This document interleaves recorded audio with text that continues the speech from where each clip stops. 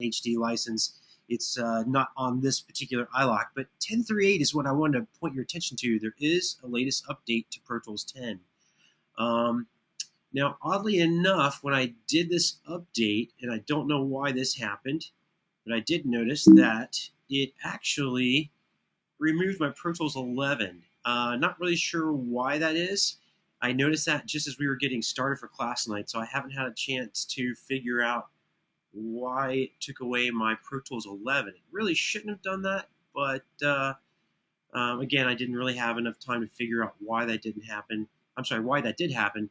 I just wanted to kind of move forward with the class either way.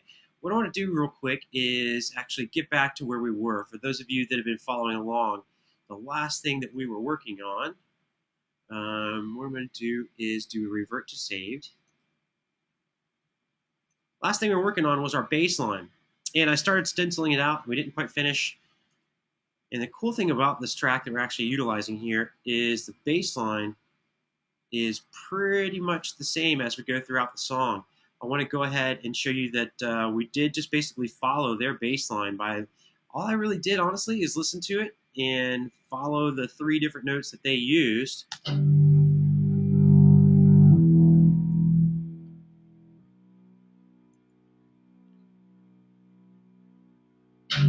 So really simple bass line. And I also noticed I'm listening to the top track, which is their original lead track.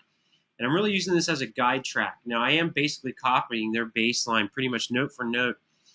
You guys are more than welcome to just leave it as their bass line, as long as you create your own original bass line, which we've done. If you listen here, we'll open this up so you can see what mine sounds like. Mine should sound pretty much just like theirs.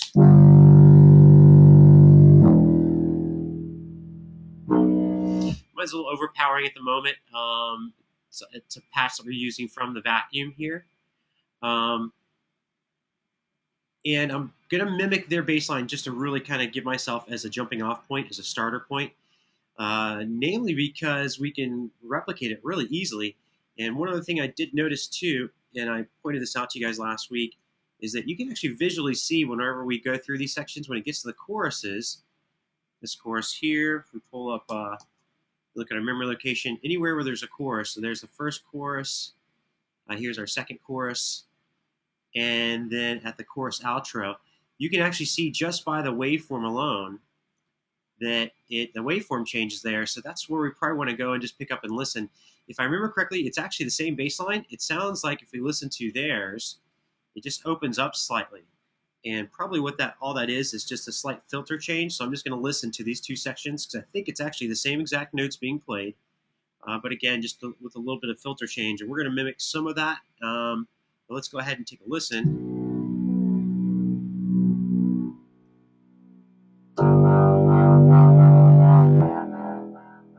Now, I can actually replicate that pretty easily. I'm going to show you how we replicate that.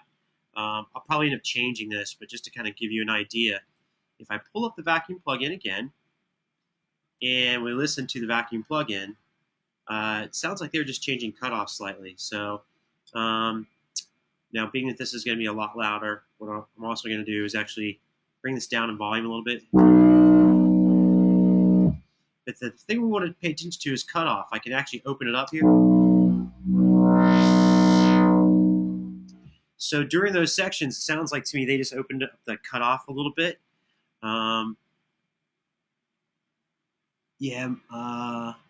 Michael was saying he's using a Hofner copy bass. That's totally fine. Whatever you want to use, it's totally up to you. Not a problem either way. We are going to change this pretty drastically here in a moment. What I'm going to do is I'm just going to copy this throughout the song. I don't really think the bass line changes. I'm just going to skip through the track real quick and just take a listen. Use my memory locations if I want to.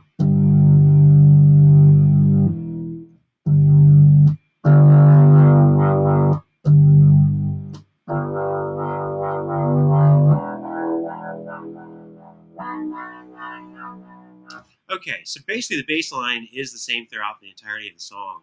So all I'm going to do is just take all the MIDI information here, duplicate it out, and actually it looks like we might get a little bit of some start over action happening Tell you what. Let's take this first 8 bars. I'm seeing it's 8 bars here. Notice that each section here works in 8 bar sections. So I'm just going to go ahead and do this. I'm going to copy it and then paste it.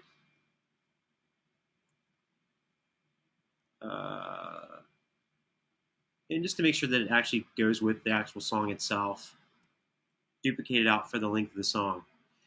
Now, I've pretty much got their baseline. It's the same baseline, pretty much. Again, I just kind of copied theirs. But to make it a little bit more interesting, I think what I would like to do is actually make this a little bit more dancey and make this move along a little bit better. So what I'm going to do that is I'm going to go in and just look at the first 8 bars for right now, because once I change this, I'll probably just copy the same materials out for the same length of the song. I probably might want to go in and see where they annotated the bass being a little bit different through these sections. I'll probably get that here in a second. But let's go ahead and just take a look at these first 8 bars. I'm going to zoom in at Option F. Let me do one other thing here too. Let me turn on my Keycaster. That way, anything that I do, you guys can see as well.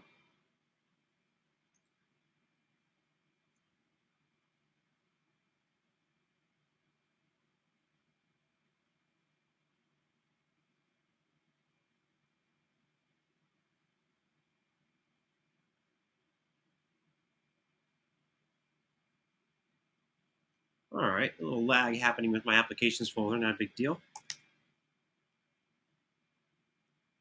Okay, I'll go ahead and launch Keycaster.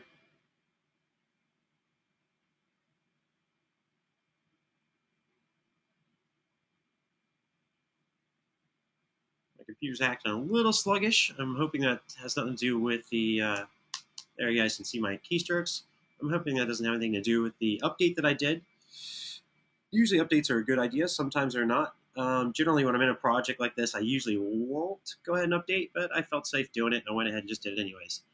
So now take a look at what we have here. We've already have the original notes, or pretty much the original notes from the original artist. So what I want to do to actually personalize this or make it my own a little bit is actually utilize some of the notes here that we have going on and just kind of create my own pattern. To create that my own pattern, what I want to do is actually probably go into 16th notes and just zoom in here. And I already kind of have a pattern in my mind. I'm thinking now this is gonna sound kind of funny, but I'm gonna go ahead and just kind of annotate out what I'm thinking. I'm thinking something along the lines of dun dun dun dun dun dun dun dun dun dun dun dun dun dun dun. So in order to do that, we already have the root note. So if we just shrink this down, let me take a look at the original length there. Yeah, it just meets up with the last note. So I could really kind of just fudge this by doing something along the lines of this and duplicating this out. That's not exactly what I was looking for. Let me do this. Get a little dead space there. Now, if we play this back, you'll hear that it just kind of gives it a little bit more of a skippy feeling. I'll go back down and listen to it. I don't mind that. That's not too bad. It's going to kind of give it more of a bubbly effect. But I think I wanted to move a little bit more staccato and give it a little bit more emotion. This is kind of typical of what you would hear in dance music, just something really repetitive. But I think I actually want to make it a little bit more interesting than just that. So switch to 30-second notes. And I just want to deal with a smaller chunk of information here. And maybe even write it in as being a little bit smaller.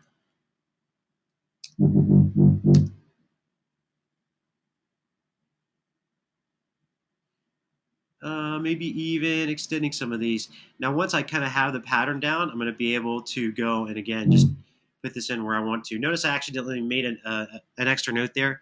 If I just double click that, that'll go away. And And to give myself kind of a jumping off point, let's actually do this. Since I'm going to have to make a bunch of these little stuttered patterns, we'll just go ahead and duplicate that out as 30-seconds notes instead of sixteenths. And let's see what we got.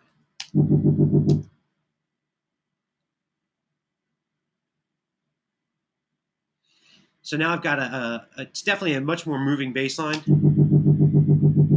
But I think that's going to get annoying throughout the entire song. So I think if we just change it up slightly.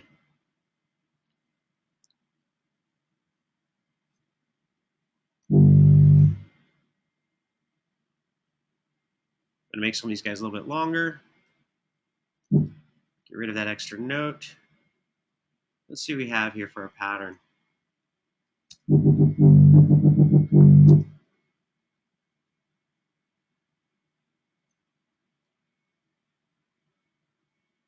I'll go ahead and just leave this looping for a second so I start to get a little bit of the groove down that I'm looking for.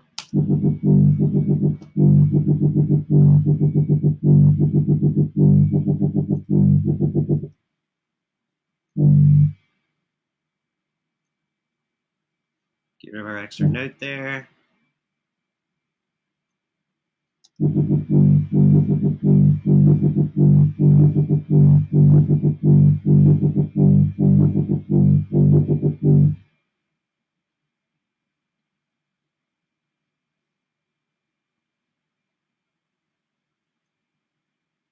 Bear with me while I find what it is I'm really wanting to look for here.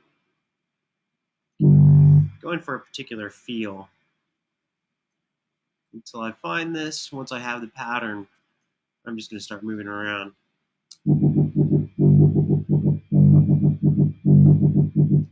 Let's try duplicating that out, see how that sounds.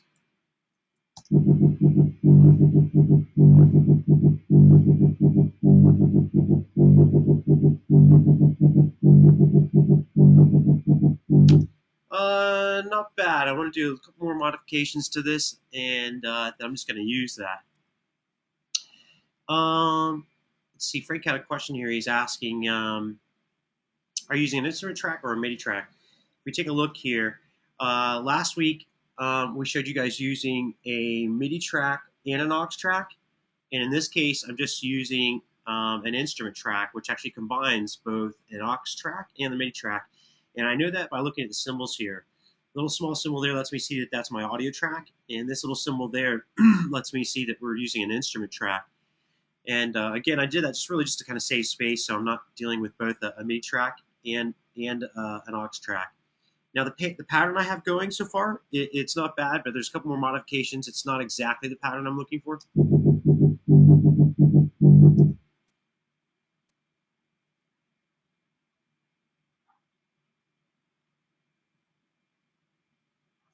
This is where it gets a little bit arduous, but it'll be worth it once we've accomplished it.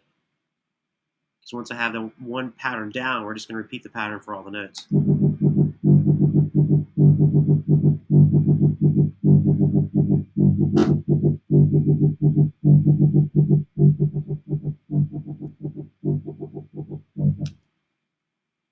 Let's see, Michael had a question. How do I get my cursor to follow along again when I play back a recording? I can't see what's going on. I think what you're talking about is actually dealing with scrolling.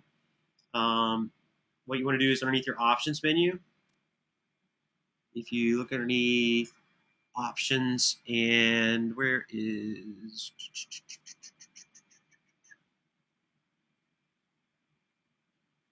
it used to be underneath options menu. It's called scrolling. Edit window scrolling. Here we go. So I think what you're talking about is you just want to make sure you're set for page. If you have it set for no scrolling, when Pro Tools plays beyond any selection, it's going to play off screen. So I think what you're talking about is dealing with scrolling. Just make sure you have it checked off for page, and that way when it goes beyond what you're seeing for playback, it will page along for you. This isn't bad. This is a lot closer to what I was trying to get at for my pattern here. In fact, I'm going to run with this for right now. So now that I have the pattern where I like it, I'm actually just going to duplicate it over and then just pull it down to the note value that we're seeing here. So duplicate it on over, and then just drag these down.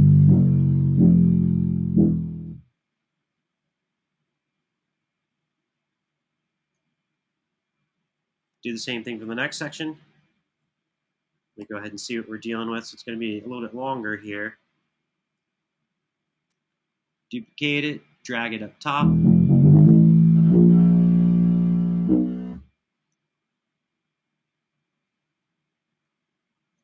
That looks good.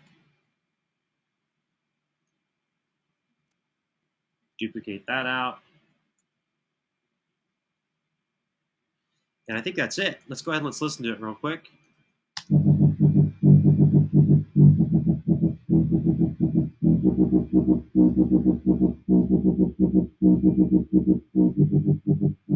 That's it. That's going to be what it's going to be for throughout the rest of the song. So I'm just go ahead and duplicate that on out. And we'll go ahead and mute the original track, and let's actually just listen to see what our new bass track sounds like. Just for fun, I'm actually going to play it from the beginning of the track. I'm probably pretty much done with this original bass track. Let's go back and actually just hear what it sounds like with mixed into the mix.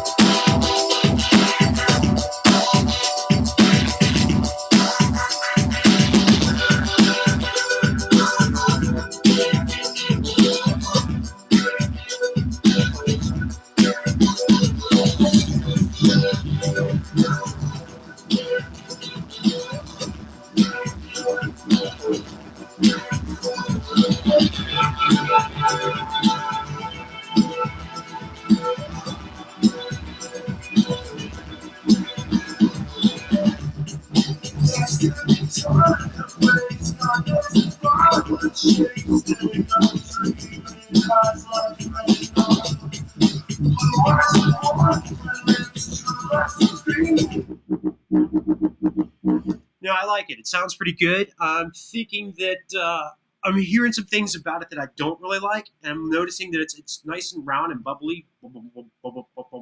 But I'm also noticing the attack really isn't there. And if we go ahead and take a look at our envelope, that has to do with the envelope. So I'm going to solo this out and listen to it and adjust the attack. I think it'll make it open up a lot quicker. And actually, because right now it's starting to sound a little bit muddy because it's opening up a little bit late. It's whoop, whoop, whoop, whoop, whoop, whoop. And I think I really need it to go da da da da and open it up a little bit more. So we take a listen to it. It looks like I'm playing back from the beginning of the song. Let's actually get a section where we got the MIDI going. We'll change my grid resolution real quick. That way I can actually zoom in on the notes we're dealing with.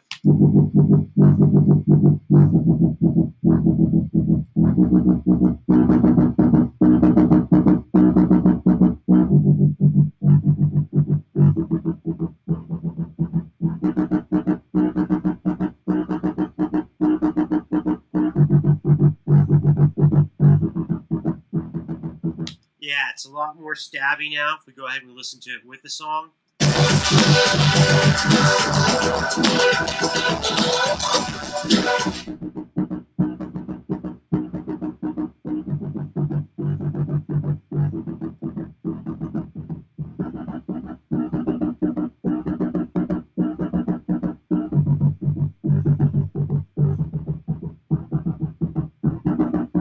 Yeah, I like it. It's a lot better. I'm actually probably, now that I have my pattern down too, just for fun, let's run through and take a look at some other patches. Right now I've got Moogish Lead 1.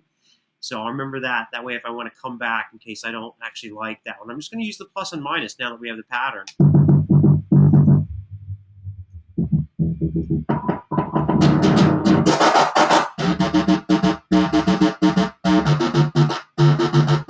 That actually might sound good. Let's actually see what it sounds like mixed in with the song.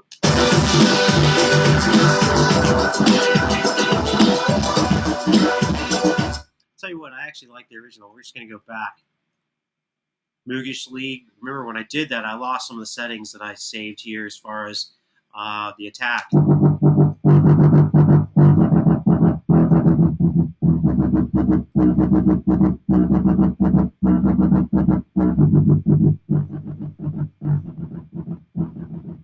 Okay, we have that back now. I actually might want to actually save over this patch. So in other words, now that I did these changes, that way if I do ever change a patch again, it's not going to affect anything that we have going on here. So I can actually do save settings as. And there you go. I just basically overwrote the patch so that if I go back to any other patch and come back to it, we now have the same attack settings.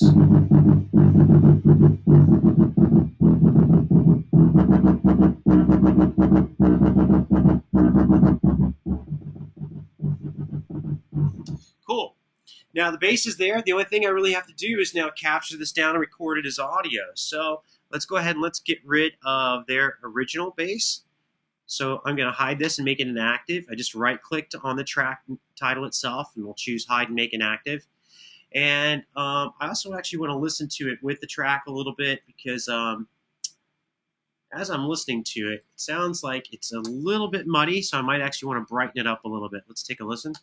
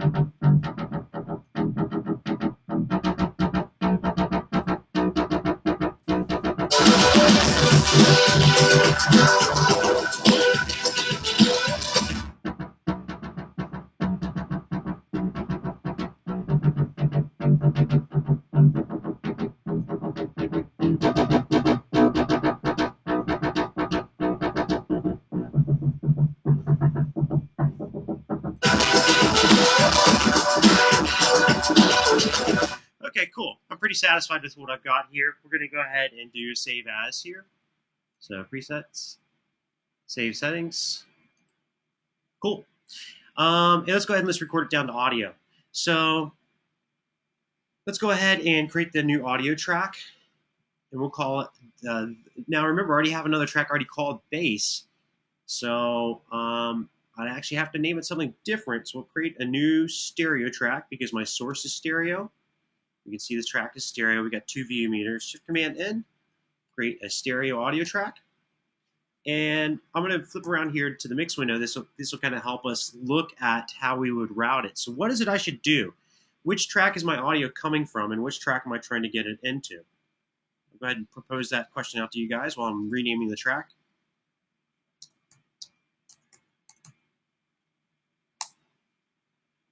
So which track is the sound coming from?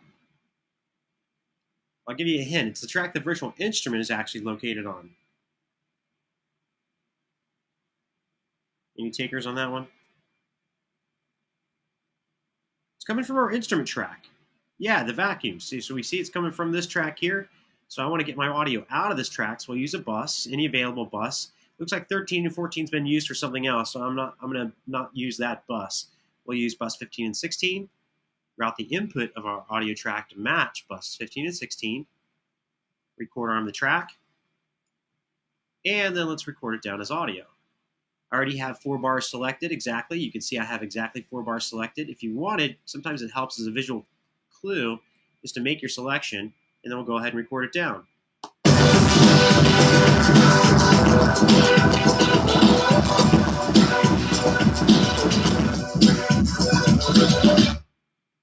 Okay, cool. So we've got our bass line, and everything looks good on the bass line. I'm pretty happy with it. You know what? I take that back. I'm not exactly happy with it. I'm actually going to undo this. I'm still hearing it bubbling around a little bit more than I want it to. I actually want it to stab through the mix a little bit better. And the way it's opening up is actually starting to kind of cloud up the mix a little bit. In a moment here, if I don't actually like what's going on, I'm probably going to revert back to just our original bass line. Even though I gave it more motion by changing up the MIDI notes, I'm going to actually have to, let's run through some different patches real quick, see if I can find something else that I'd be more happy with. And if I don't find something, then I might actually revert back to my original bass line. Don't want to spend too much time on this because I've got a lot of other things I want to show you guys, but let's take a listen here and just run through some patches. Let's solo out just both these 2 tracks.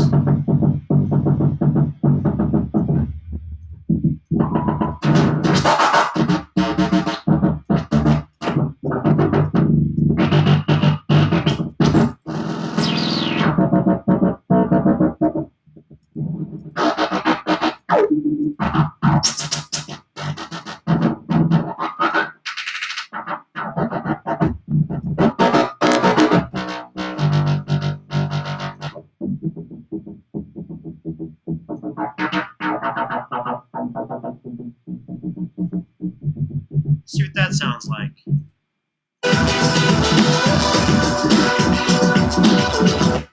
Tell you what, I actually liked our original bass sound, and I like the original patch.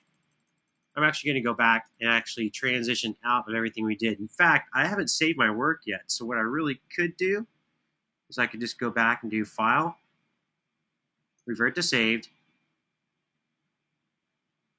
Revert. Now, it seems like I pretty much just wasted some time in what we just did, but not really. I was kind of happy with this bass line the way it was originally anyways. We solo this out and actually just listen to it. It actually mimicked the song pretty well.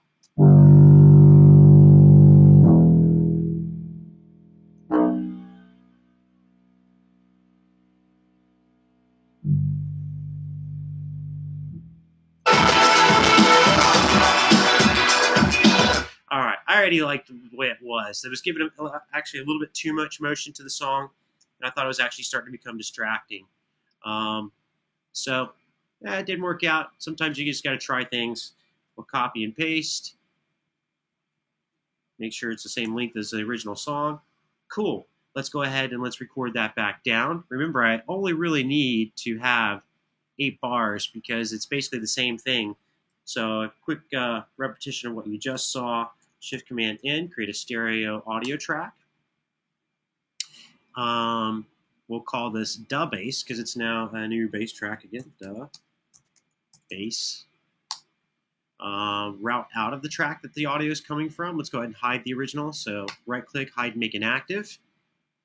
I'm going to route out of the instrument track using buses 15 and 16. And if I'm trying to get it into this track or record arm, make sure the input's set for the same exact bus 15 and 16.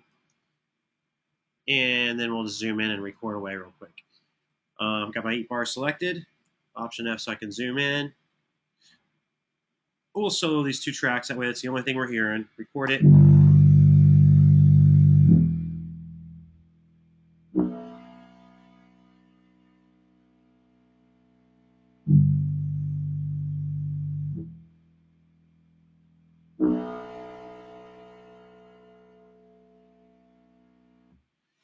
Now, I do want to change it up just slightly. Remember that original bass that we had? We noticed that the original bass, let me pull that up so you guys can see it. There was a couple sections here, where the bass was slightly different. So to achieve that same sound, all I'm going to do is I'm going to go to my vacuum here. We're going to turn up the cutoff a little bit.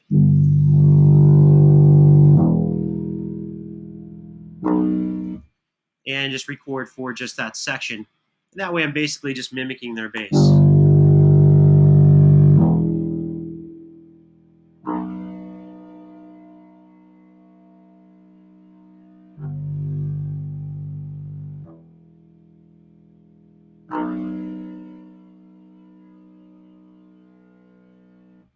Now I can see just by looking visually where that happens. This is one of the reasons why we created those markers on week 1. I'm just going to option drag it to where it goes. It goes there. Option drag it, it goes here. And then duplicate it out for the rest of the song. And then any other blank spots we see, we just know it needs to be this very first one. So I'll duplicate, option drag where it needs to go, duplicate, option drag, and my bass line's done. If we zoom out to look at the waveform, you'll see that those sections, they're slightly different wherever the chorus is at. So we basically just kind of copied what they did. So you can see anywhere where the chorus is, the actual waveform, if we zoom in, it'll probably help you out a little bit. It's a little bit thicker, and it's just from opening up that cutoff just a little bit. So again, I'm done with this. We can go ahead and hide that. I just used it as a visual reference so we could see. Of course, I could have used just my markers, but I was just trying to basically show you guys some of the things that I do to try to copy another artist. All right, my bass line's done. There's a couple other parts that I want to listen to. So in other words, there's a couple of other sounds that we actually want to get recorded down. And if I remember correctly, they're very, very simple parts. So let's go back and let's actually listen to it. I'm done with this bass as well, this MIDI bass. Notice when I right-click it, we can hide and make that inactive as well. Okay, cool. Let's go ahead and actually show all the tracks, and we'll give it a quick listen. There's a couple other parts in here we're missing. Let's go ahead and skip to the actual first verse, which we can see is memory location 2. And let's listen, because we have some couple other parts that we've got to create. Unrecord arm.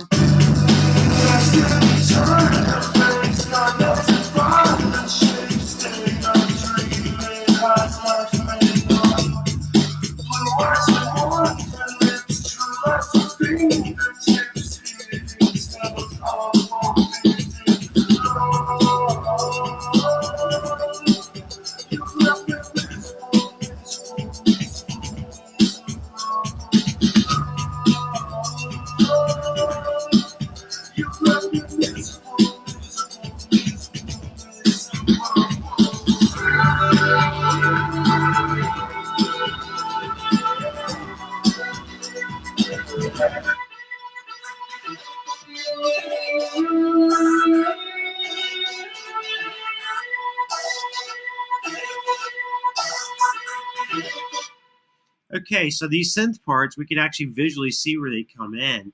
And here's the parts that we're talking about and that we want to go back and reproduce. There's also some guitar sounds that come in. Let's go ahead and listen to those.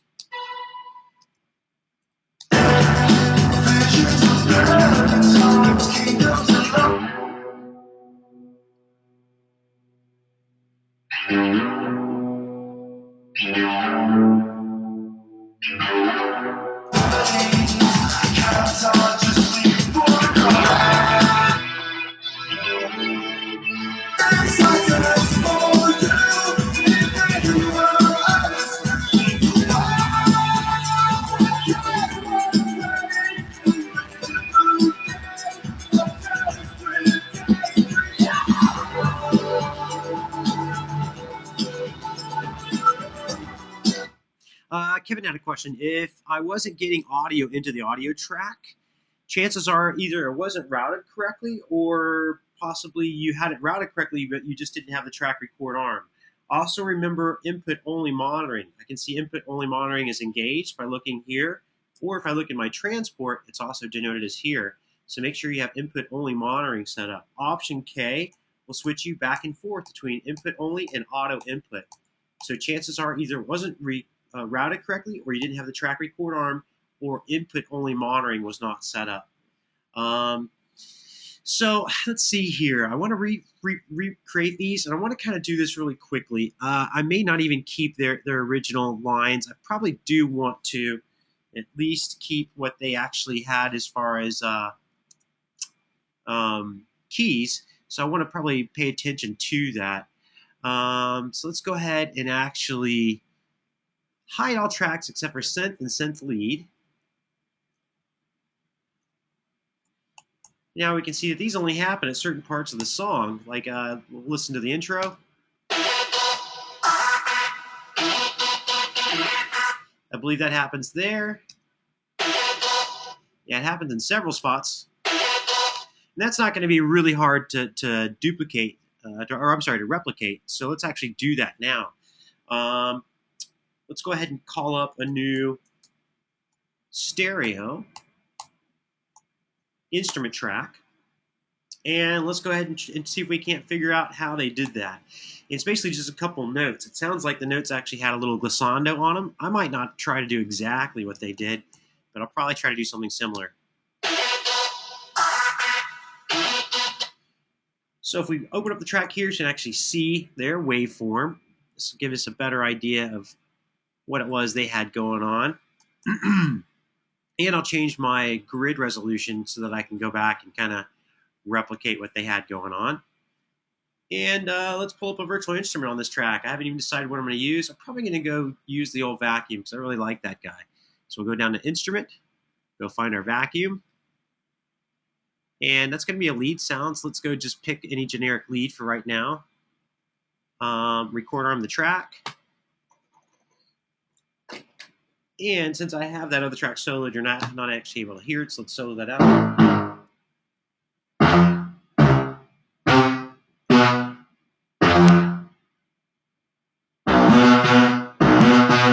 It's basically the same note, just in different octaves. So I'm actually just going to go stencil that in, just using the old pencil tool.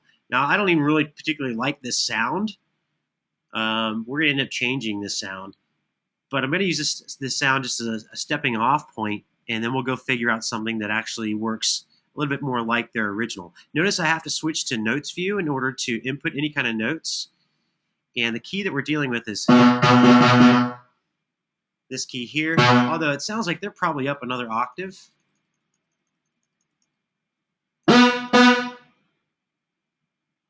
And we'll just go ahead and input that now. So let's see here. Grab my little pencil tool.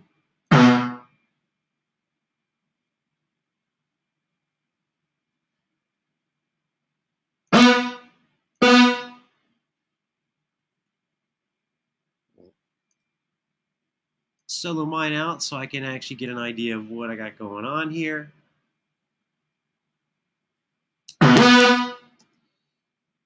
And I might actually need to make these note values a little bit smaller. We had the right idea. What if we shrink ourselves down to maybe 30-second notes?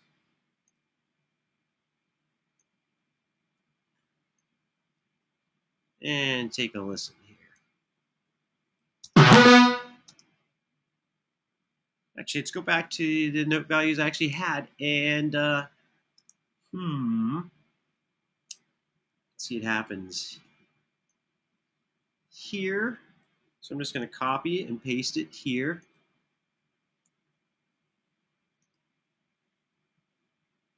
I believe it's the same thing happening here, and then a slightly different, actually that's a different pattern. Let's see what we got going on here. Let's take a listen.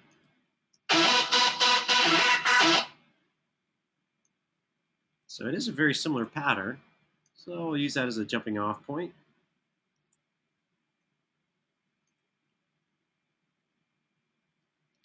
And I'm just gonna option drag this note to here and here. And then I believe it just repeats again.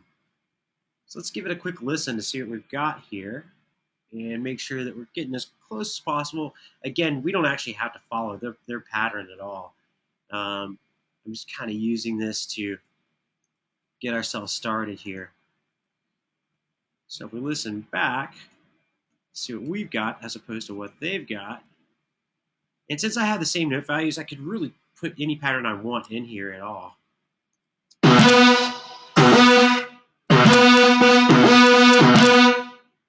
So now that I have the pattern, let's go find a different sound. I'm not really happy with that sound.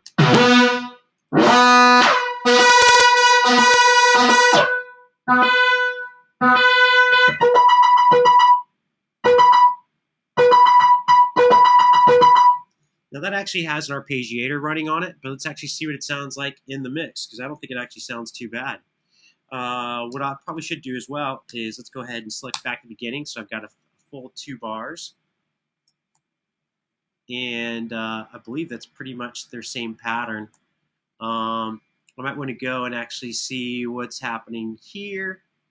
And again, once I get a full 8 bars of this, you can see it looks like it's 16 bars long. But once I have an 8-bar pattern, or probably even potentially a 4-bar pattern, it's probably going to just replicate itself as we go along. I'm going to copy what I've got here at the very beginning. We're going to go paste it here.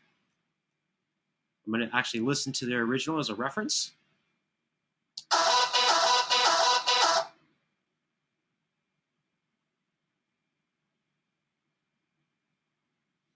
Actually, I think I might have done something a little bit different than what they did. Yeah, my pattern didn't really follow theirs. So let's do this. I'm just actually looking at their note values here. Let's actually extend it a little bit. And this will end up being a lot more like what they had going on. Yeah, that guy goes there. He gets extended. Same kind of thing going on here. So again, notice that I'm actually using what I'm seeing visually as a reference. Yeah, that's a totally different pattern. Let's get rid of that note. I'm fine with that.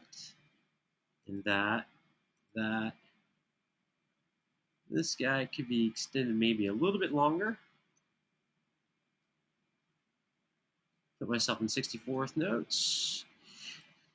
Now, again, this stuff kind of get really arduous, and I know it's probably boring for you guys to sit here and watch along, but once I have it down to what I need it to be, I'm just going to copy it out for the length of how far it needs to go. That looks good.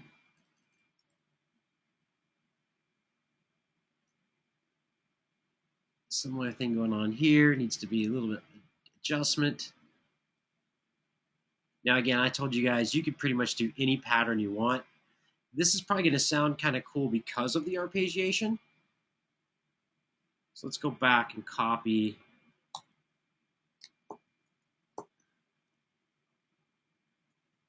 what we had going on at the beginning here.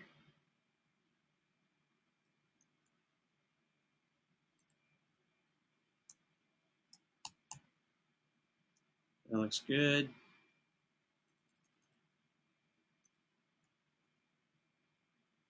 This is slightly different.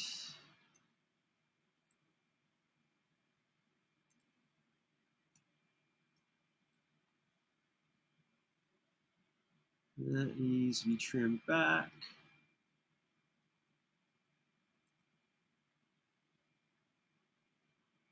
Let's listen to the original just to make sure I'm following along. Ah, different pattern here.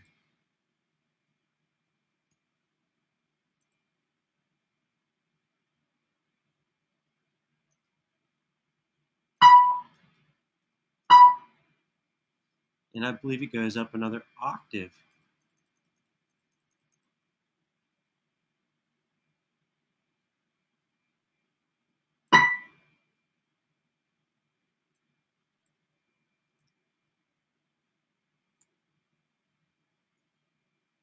I'm going to take a listen to what they've got going on at the end. I think once I get 4 bars done, we'll be done. And I can just copy this in the sections we need to go.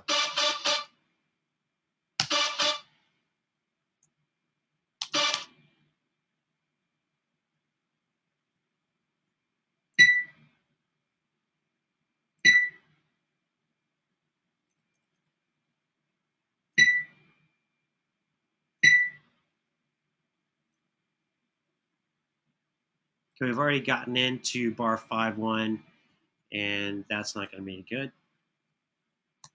So I believe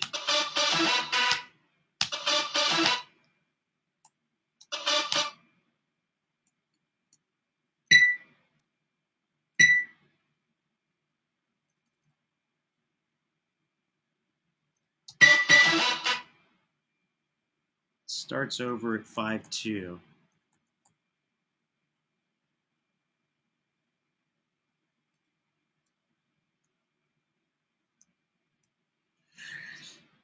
Let's just actually listen to what we got going here. Let's mute theirs out, take a listen to what I've got going.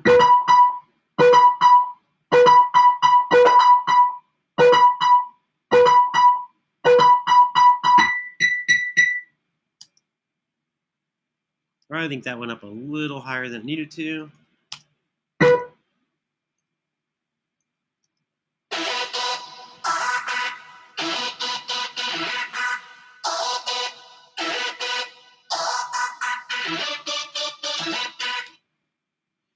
Or I tell you what, let's go back. I think we're fine where we're at.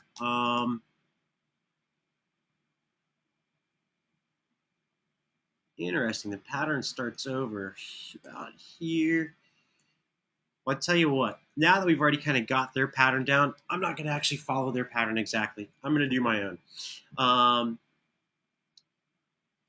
Let's get rid of this information here. I don't even like these notes up high. They're just way too high for me. So we're just going to delete them for right now.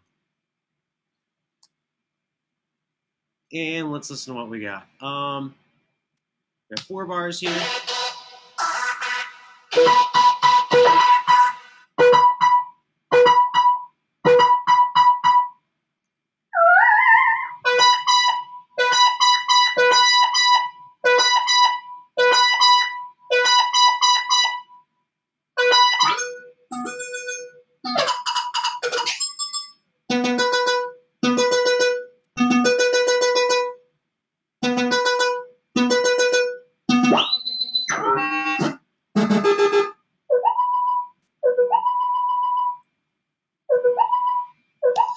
See what that sounds like mixed in with the actual song itself. So I'll mute the original track. Let's go back and listen.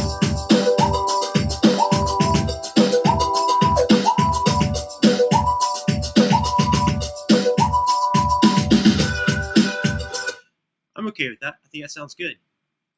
We'll duplicate that out for the length of what we got. Duplicate, duplicate, duplicate. Coolio. I'm going to go ahead and record this down as audio. Again, it's not their exact same pattern, but for the sake of time and just moving forward, because I've got a lot of other things I want to show you guys this evening, we're just going to stick with this right now. So I want to record that down to audio. We'll call this lead synth. Call this lead synth MIDI. Coolio. And let's actually create a new audio track. Shift Command N, stereo audio track. I'm just going to call it L synth for lead synth. Cool. And then let's record it down. So it's coming from this virtual instrument track right here. So output 17 and 18 is fine. Match the input. Bus 17 and 18. Record arm. And record the audio. I'm going to go ahead and hide and make the original track inactive. Actually, I'll leave it here for 1 second and I'll show you why. It'll just kind of help us visually here in a second. But let's go ahead and get it recorded down. So I've got, let's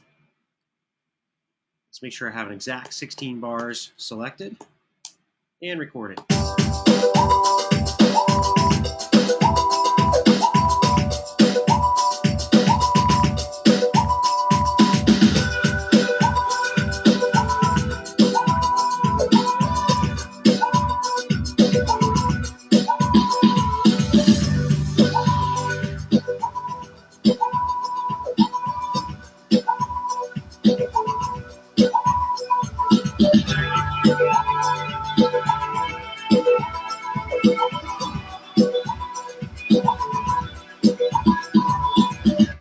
Cool.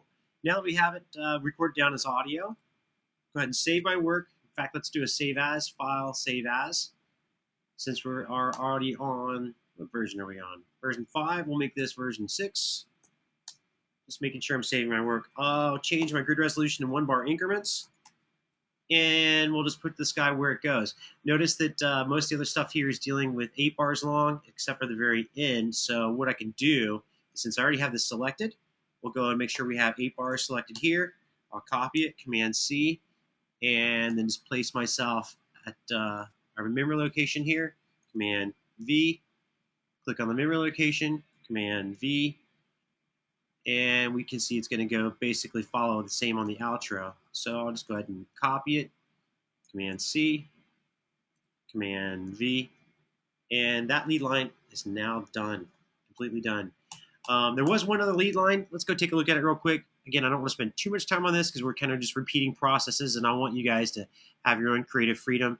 Now that's recorded down, one thing I did want to show you too is there's going to be some other things I'm going to do to that synth lead. That's their original synth lead, so I want to hide that and make it inactive. And let's go listen to this part that we're going to reproduce here.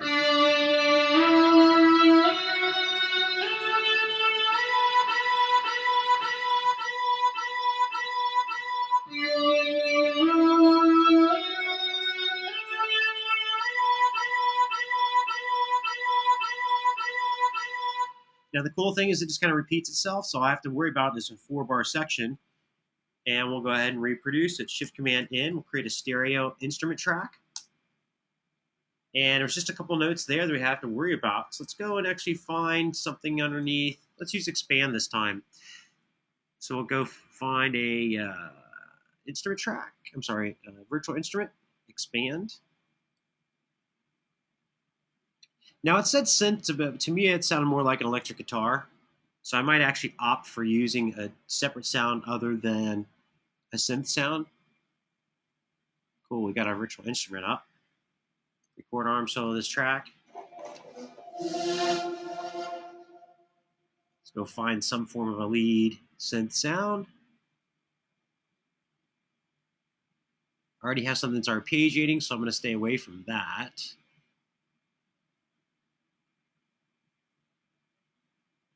Soft leads. Okay, let's try it.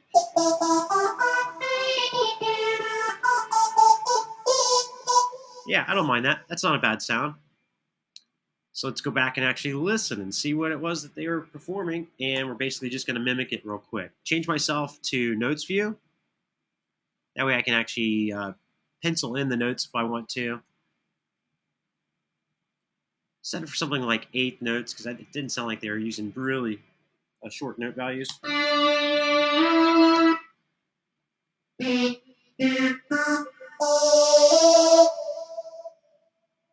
Just basically finding on the keyboard what note value I think they're using. It sounds like they're starting off here.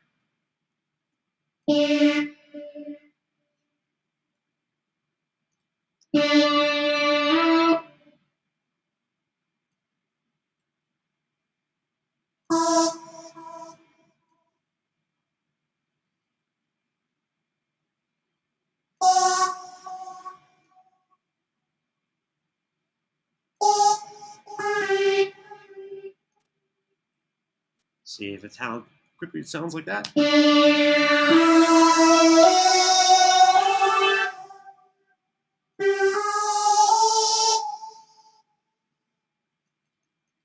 And resolve note.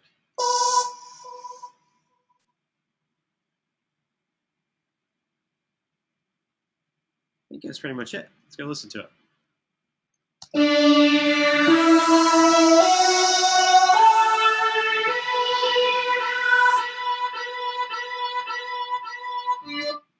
And they kind of staccato those last bits if we want to kind of mimic along with what they're doing.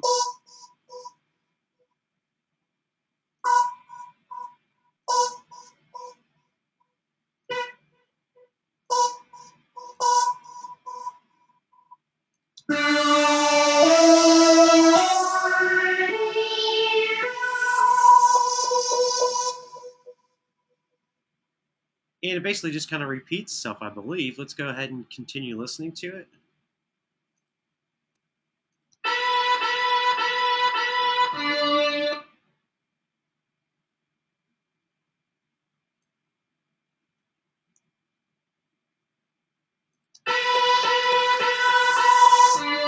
And it repeats itself. So here's our 4 bars. Duplicate it out. And we're done. Now it's time to record it down. Follow the same process. I'm going to call this, we'll create a stereo audio track. Actually, hang on a second. We'll call this synth lead B.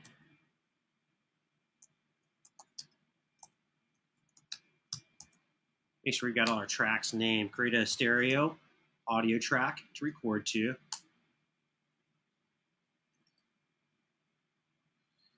And synth L-B. I'm fine with that. Route the output. So let's go ahead and solo these 2 tracks. Record arm the track. Output, whatever bus path you use, 19 and 20, just make sure it matches on input, bus 19 and 20. Cool. Record it down, and we're going to be done with this. Now, notice I really only have to record down 4 bars because it really just repeats itself. I'm making sure that I have an exact 4-bar selection here. If I'm off even by a little bit, something like this, when I go to duplicate it, it's going to actually mess me up. So we'll go ahead and record this down.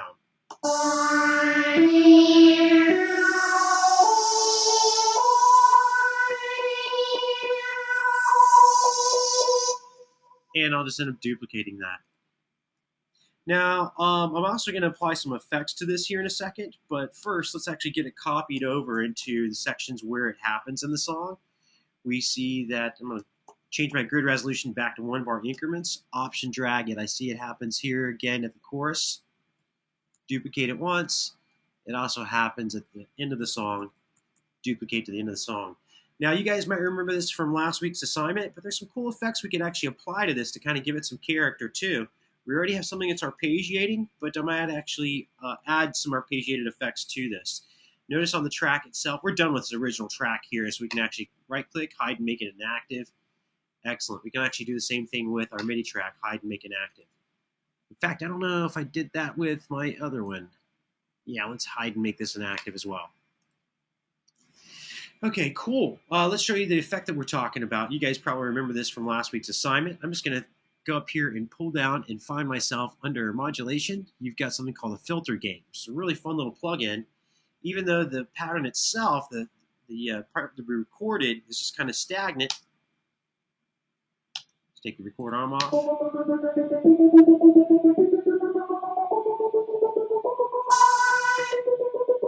Now you can hear the effect that's on there. I kind of like that effect, although it's kind of really, really damp, so I'm going to adjust the mix.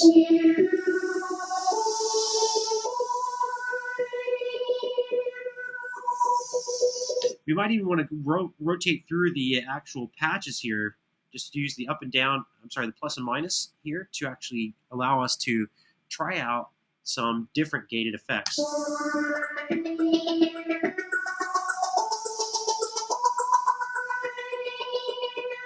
I like that one. I think that sounds pretty good if we actually listen to it in the mix. Unsolo it.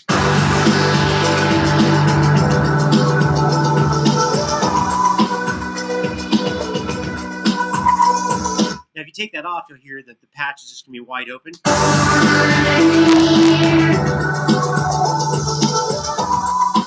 Putting the effect on there, you can still hear it, but it's also giving it a rhythmic pattern to it as well. It kind of makes this sound sit in the mix a little bit better, I think, as well. It doesn't eat up the mix quite as bad.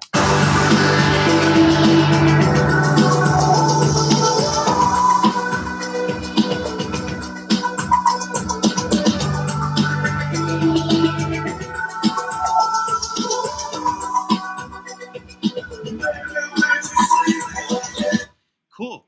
Our song's really coming along. In fact, I'm going to switch gears here and start doing some time-based routing and also talk about some organizational skills. I'm pretty much done with what I'm going to do composition-wise. And usually when I'm kind of feeling like I'm almost done with a song, I usually want to open the whole song up, take a look at it, and actually listen to it. So let's actually listen to this from beginning to end and see if we hear anything that's weird or hear anything. Now, there's some other parts I think I might want to work on here is, remember, the first week I used some loops, then I ended up ditching them. I might want to reintroduce those. I kind of like my original pattern that I created on my own and we recorded down to MIDI. But let's just actually listen to the song from beginning to end, see if there's anything that's glaring that jumps out at us right now. One thing I want to point out here is in my mix window. Right now, you can see we can scroll across to see there's a lot going on in the song. There's a lot of parts we're really not using. We might actually come back and reintroduce these. I'll have to revisit that in a second. But notice how all the tracks are gray. We're going to start organizing this and getting this to look a little bit better.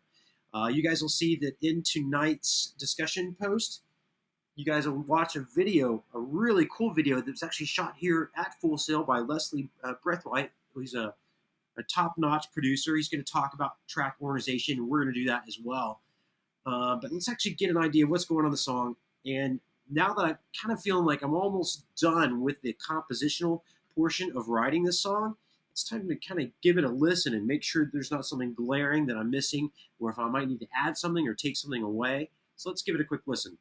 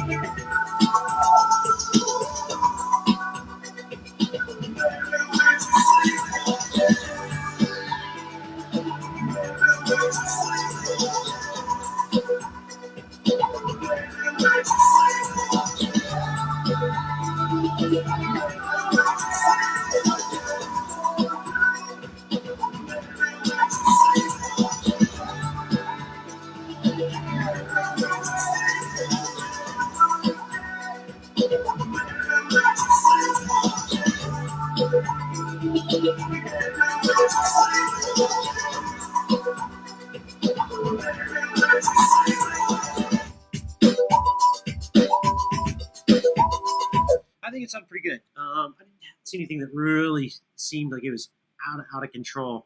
TJ mentioned something that, yeah, when I was showing you the mix window, we are going to do some track coloring, and that's going to be some of the organizational skills we're going to do here in a second. Before we do that, I did hear some things that I really liked in the vocals that could have actually, to change up some of their arrangement a little bit, we could have done some things to the vocals. I want to spend some time now, especially on a vocal track. The vocals are a really important facet of what's happening in the song itself.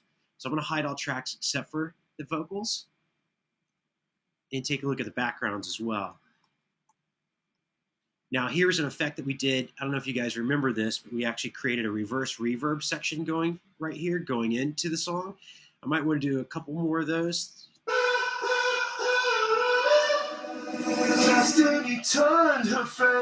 Now, that's kind of cool to introduce sections of the song. We could probably do another one of those over here, coming into the sections, but there's some other parts of the song that I thought could actually go throughout the song.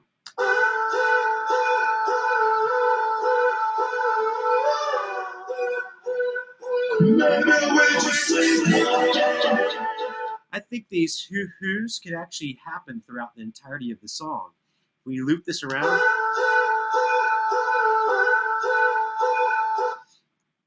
For instance, let's take a look at 2 bars of that.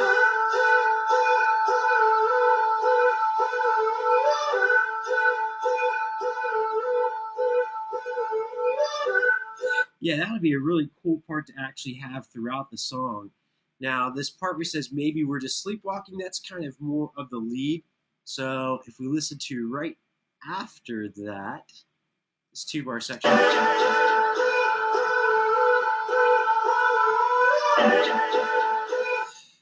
And I think if we change our grid resolution, there's a section through here. Let's take a listen.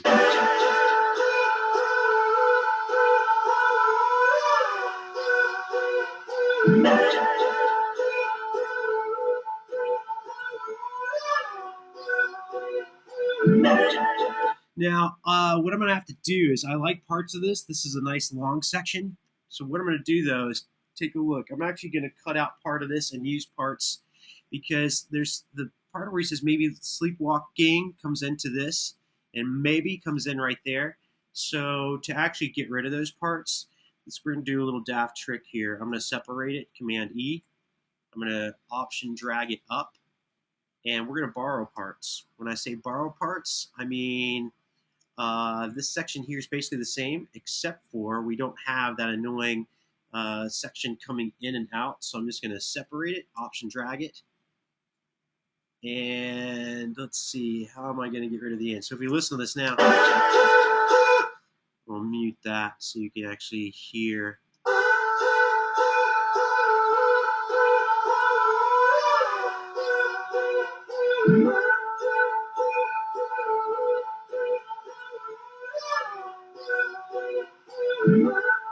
I might have to. You can hear the m from maybe kind of. Yeah. Command D was what I used to separate it. So that was just to separate that section out and move it up there. And notice I got rid of the walking. Kind of is gone because I robbed from the beginning of this to add to this. And now we've got the beginning of maybe coming in here. I'm going to have to listen to this again and see what we're going to do with this.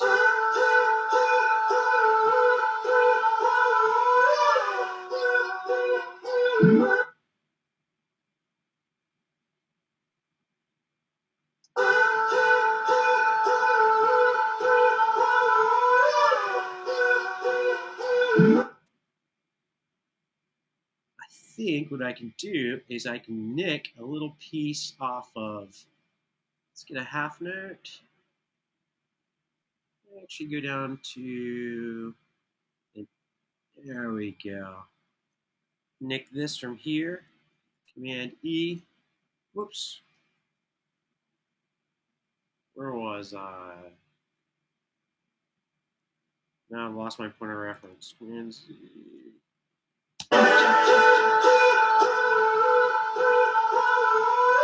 Somehow I lost this section. Let's put it back where it was. I'm just going to Option drag that over there. Listen to this. Yeah, so we're going to nick this right here, separate it. What is going on? Separate that. Oh, that is really strange. You guys see what's happening? I'll fix this. I will not let this win over me. If I go ahead and consolidate this, Shift Option 3, it's now a new piece of audio, which will allow me to rob from here and put it at the end. And we should have one maintained phrase now.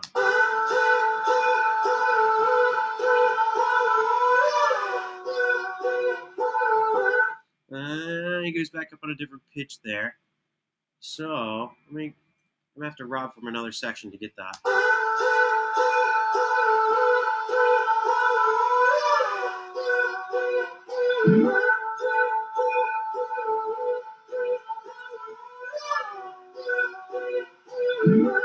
I think I'm going to rob from here, put it there. Let's give this a listen.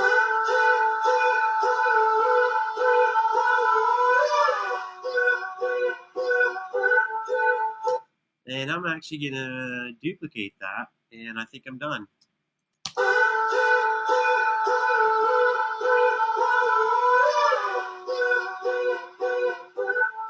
I'm fine with that for now. It's not going to stick out majorly. But one thing I am noticing is we're off in bars here. We're at 3 bars, and this needs to be longer than 3 bars. So if we're going to be dealing with even measurements, Shift Option 3, there's that guy. Let's deal with an even measurement here. Actually, I need to kind of listen to this. We're going to finagle this. I'm going to show this thing how it's done.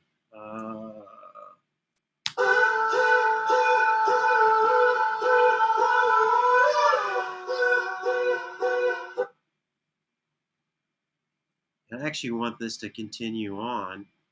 So let's see if that's going to make it.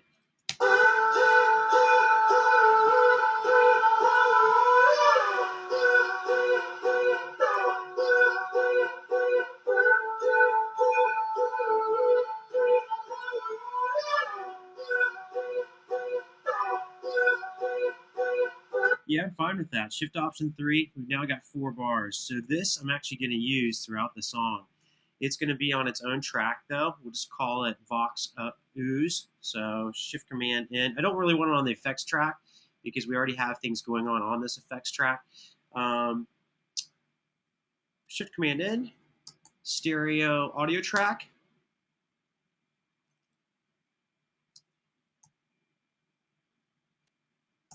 Vox O. Cool. And I want this to go throughout the entirety of the song. Now, the spots that I do want this to go away is wherever there are verses, because we want to open up spots so that he can actually sing. We can hear what's going on through those sections. So any section where we see a verse, another reason why I created these memory locations or the markers up top, because it really lets you see what's going on the track. So if we go and play this back now, we basically just took something that was a pretty cool part that I thought was in the song and can work throughout the entirety of the song.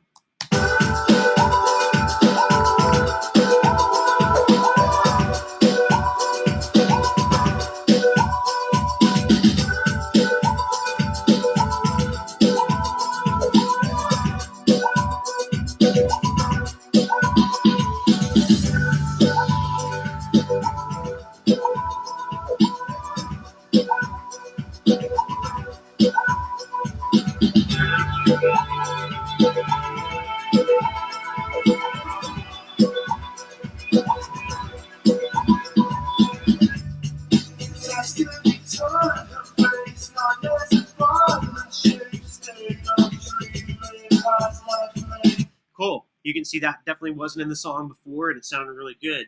TJ had a really good question. TJ says, "Hey, can we use this for atmosphere?" Yeah, I don't mind if that's considered an atmosphere. Generally, what I would have is I'd have some other random sound, whether it be just the sound of traffic or children playing on a playground or seagulls at a beach. Whatever you think is going to fit this the best. In fact, sometimes I'll just put in atmospheric sounds. I've got a pretty extensive library. Let's go back and see what we have as far as some atmospheric stuff, because that was a really good question. I'm glad you brought that up. I'm going to use my workspace browser, Option semicolon. If you don't remember Option semicolon, just remember look underneath your Windows menu. We are going to take a look at, workspace browser. I'm going to go back through my Mac drive, go back to users, go back to John Barry, and I'm going to go find my music folder. I'm going to shrink this down. We're going to end up using this window here. Don't really need this window anymore. We'll get rid of it. Let's see. Here's my music folder. I've got a folder called Sounds and Samples. And let's see. There's a sound effects library I have. Let's see if we have something in the Avid Sound Library. Under World.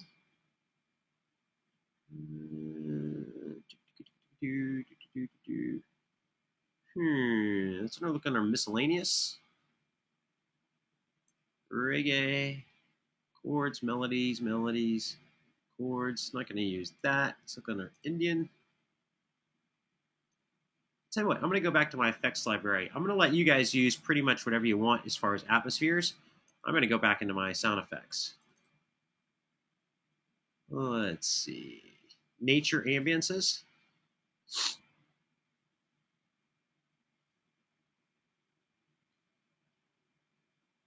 Feel free to use whatever you want for your ambiences.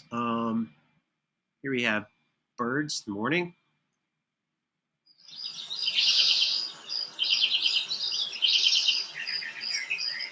Mountain ambience.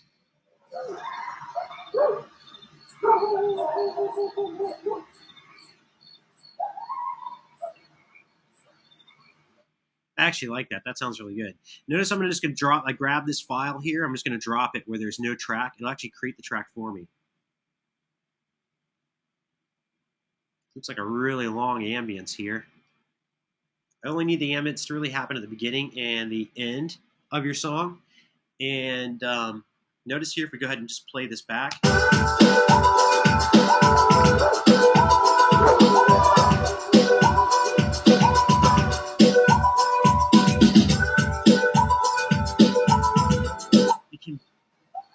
You can actually even barely hear it's there. I'm not even really gonna probably be really hammering you guys really hard on the ambiences. The Vox U was good enough for me. I usually like to stretch out a song a little bit longer than its original length. Right now, if we look at the time of the song in minutes and seconds, it's basically a 3 minutes long song. So to make it DJ friendly, I'd normally kind of add in a longer beat at the beginning and the end of the song. For right now, just because we're starting to run into a time constraint, I've got to start showing you guys some mixing techniques and things like that. So we're gonna just stick with what we've got here for our mountain ambiences. We'll call this ambi. Oops, I don't need all caps. And I actually don't want this to happen throughout the entirety of the song like you're seeing here. So let's go into these sections. I'm going to change my grid resolution. And after the intro of the song, I really don't need it to happen anymore. And notice that the beginning of my ambiences, there's really dead air at the beginning here. If we're looking at the very beginning of it, probably really don't want dead air. So let's get rid of that dead air. Bring this back to the beginning of the song. And anything after here, I don't really need to happen.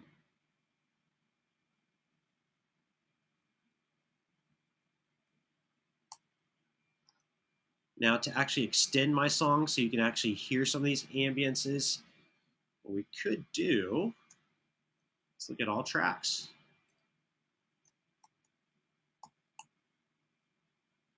Show all tracks.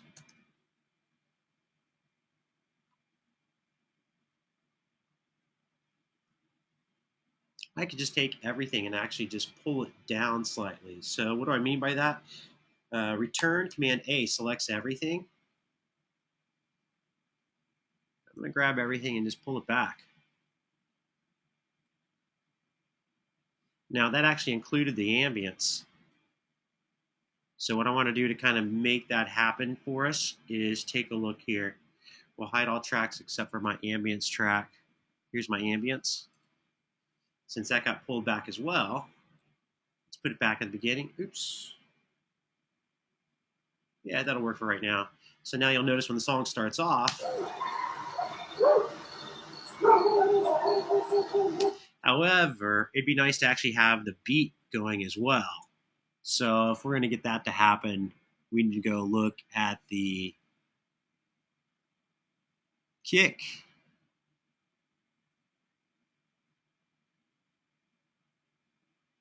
There, it's actually just show all tracks. I know that this is what's going on with my rhythm section. And to kind of help this out so I don't have to move all these individually, notice we already had created a group. So when I select one, it selects all. So if I just option drag this and bring it forward, now we've got the beat with the ambience.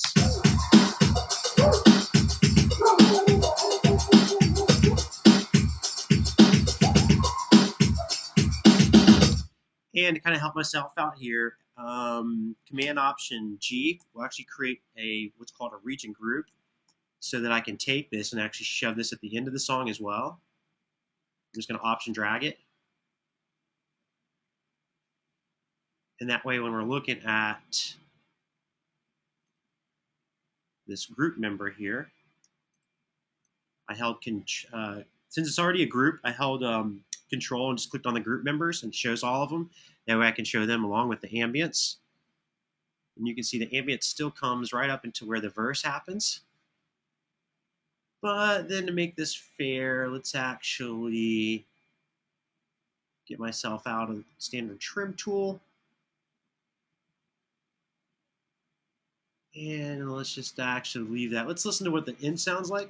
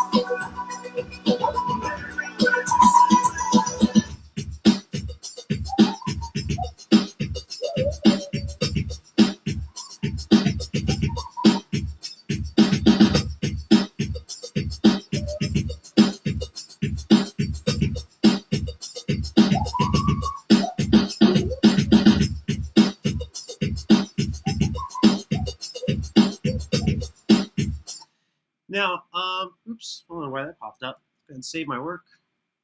I'm going to zoom in on this because I actually want this to kind of fade out so that the actual beat fades out.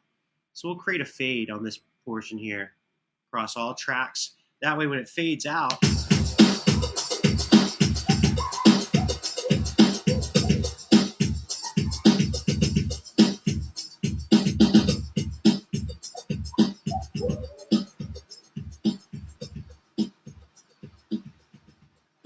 still has that air and ambience behind it. So we've got it at the beginning of the song. You can even create a fade in at the beginning of the song if you want to as well. Typically what I'll do for the beginning of this is I'll actually filter this out so this beat isn't just a fade in. If you want to create a fade in, it kind of creates a neat effect. I can show you the filter here. Oops, whoa, that's not what I meant to do. Let's create that fade real quick. Oh, I see what's going on. All my tracks are kind of small, so when I'm going to create the fade, Pro Tools isn't understanding exactly what I want to happen. Fade in, now you can hear the ambience.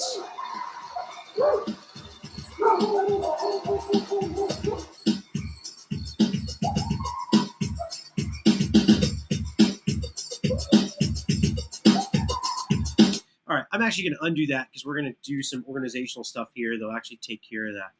So let's move around to the mix window. Now, in the mix window here, one other thing we haven't done right now is I want to show you some time-based effects. We haven't done any time-based effects to the vocals. I'm actually okay with the vocals pretty much the way they are. But let's actually hide all tracks, show the vocals, and show you some things that I do want to do with vocals. If we listen to the vocals soloed out, I believe he's already got plenty of effects on there. Let's listen. Turned her face, nightmares and violent shapes, state of dreaming has left me numb. So it's pretty dry. So to apply some time-based effects, I'm going to create a stereo aux input track, and we're going to call this verb. I'm also going to create a stereo aux track and call one delay.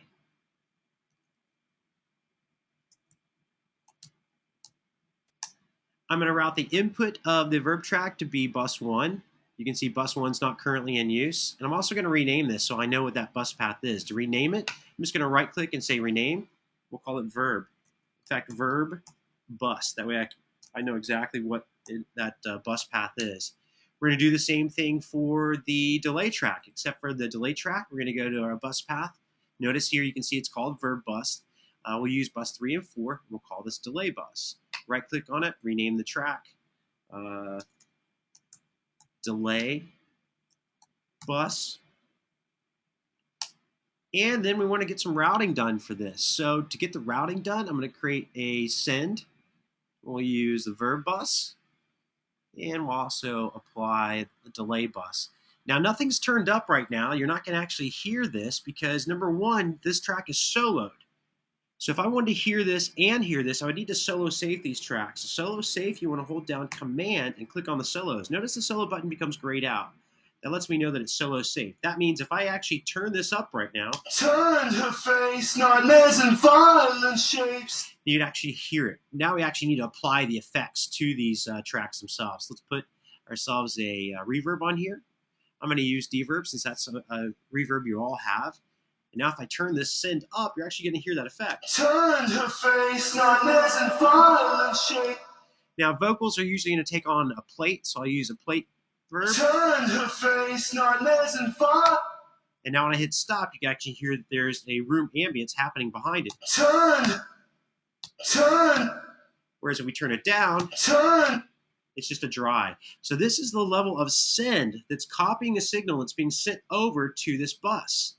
So now I can actually apply that effect. Now reverb, I'm actually going to use it judiciously. I'm going to turn it up, just kind of listening to it soloed out. Turned her face, nightmares and violent shapes, state of dreaming has left me numb. Now here he said the word numb. That's a spot where I might actually want to go back in and add a delay. let me show you how I actually add these delays. And you guys actually did this in last week's assignment. So let's show you what we're going to do. Usually I'm going to apply it to the last word in a phrase. So it's usually going to be at the end here. Oh, miserable. Miserable. I'm going to take the word bull, and we're actually going to automate the send level on this track. Right now we're looking at the waveform. We could look at volume automation. There's none going on currently, but I'm going to actually use delay automation. So we'll look at the level. Notice now I'm looking at a line. It's now at the bottom because this thing is turned completely down. But I'm going to go and actually automate in just that last word. Let's go change my grid resolution to something like 16th notes. Not exactly sure where I'm getting that message right now. I'm going to ignore it. And I'm going to create some automation breakpoints. Now these automation breakpoints are going to allow me then to go in and automate that word. We'll go and turn that up. Looks like I need to move this breakpoint over slightly. And we'll put it up there at unity gain, or close to it. And now when we actually hear that word, we'll pull up that send so you guys can see it. Let me get that send window available, the send output window. So when we listen to this section, it's going to turn up just that section for that word, and that word will now then be delayed. Now we actually need to get a delay plugin on this track as well. Let's go to our delay. I'm going to use an extra long delay. And by using this, I'll use a whole note on one side. I'll use a half note on the other side. We'll need to turn up the actual feedback amount, or else you won't hear it repeat but just one time. I'm also going to put a little bit of a low-pass filter on here. And we're going to turn up this feedback as well and get a little bit of a low-pass filter going on. So if we go play over this section now, you're going to hear that word get delayed. Miserable.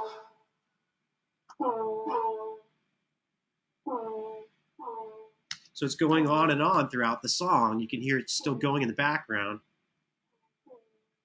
So if we play it back,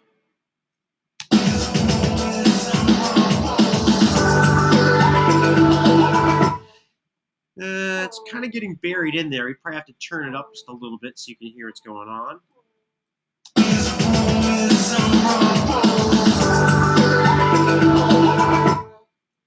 That one synth sounds a little loud. We're probably going to have to go and turn that down. You can still hear the delay going on in the background. But that's the way you're going to automate or delay individual words. Now, let me show you something else I could have done here. We could have actually gone in here. Let me actually delete my automation. I'm just going to highlight over top of it, hit delete. Could have actually done something else here, and this is actually what we had you guys do on your assignment. Could have actually just taken this one word and used my trim tool and just pulled just that section up. You can see the trim tool, if you highlight over a section, allows you to pull up just that portion. So then we go play this back. Let me solo it out so you can hear. Oh, miserable.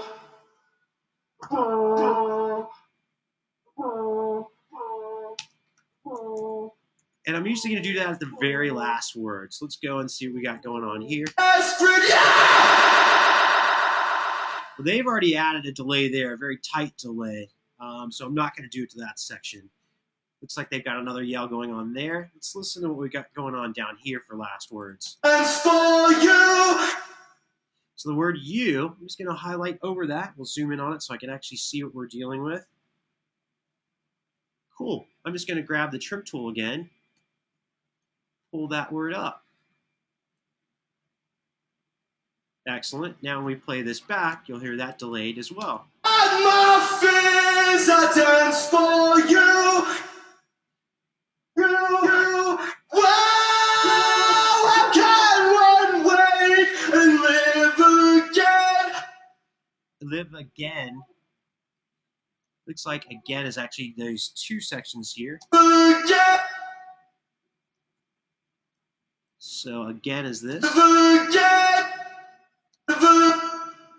I don't really want the part of live in there. I just want the word again. So Again. actually, let's just do the back end of again. Now I'm in grid mode right now. I don't have to be in grid mode. We could actually just put ourselves in slip mode, select the word, change my tool to the trim tool, pull that word up. Excellent.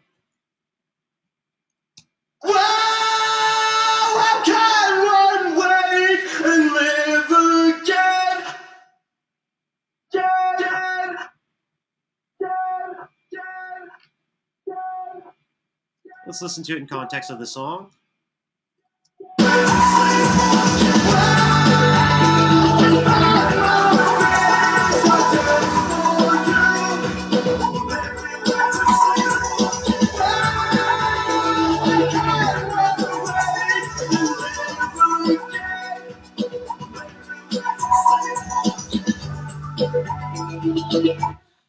Now, when I put the low pass filter on there, notice it took a lot of the highs away, and I think I cranked this a little too much.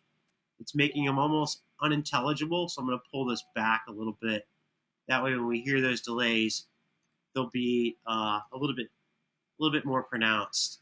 In fact, I'll show this out so you can actually see what I'm talking about. I dance for you. Wow, I can't wait.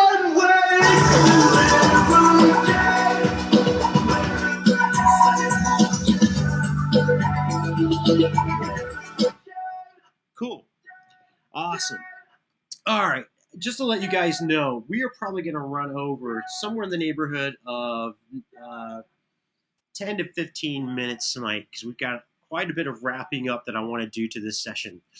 What I mean by that is we need to start doing some organization, because if I delivered this to a mix engineer right now, I'd probably want to take my head off. Because if we look at all of the tracks here, I'm going to show all tracks. Take a look at my mixer. Let's expand the mix view all the way so we can really see what's going on here. There's a lot going on in the session. In fact, I really need to get some organization down. Here are some tracks that are no longer even in use anymore. I decided that I was going to stick with my loop that I'd actually written. Michael said Leslie would be mad. Yeah, Leslie would kind of be annoyed at this. You guys, when you watch the video, you'll appreciate what Michael just had to say there. This is no longer in use. I'm not using it in the song anymore at all. This was an original loop that we actually pulled in from some of the Avid materials, and I thought I might actually use this to complement my own loop. I decided against it. It's no longer in use at all, so I'm going to delete it. We're going to delete these tracks. Now, before I actually do this, let's actually do a save copy into my desktop. And the reason why is once you start deleting tracks and things like that, you're actually in jeopardy of losing some stuff for good. So let's start creating some archive or safety copies, and we're going to have to pay attention to these as well. So File, Save Copy In, check off all audio files. When we hit OK, it's going to ask us where we want to save it back to. I'm going to save it back to my desktop. For right now, I'm going to leave it saying copy of. When you guys deliver it to me, I don't want it to say copy of, and of course your name needs to be in there. For right now, I'm going to leave it there because this isn't going to be the only archive we're going to use. We're going to go ahead and save it. It's going to take a moment because it's got to copy all the actual audio files that are in use in the session.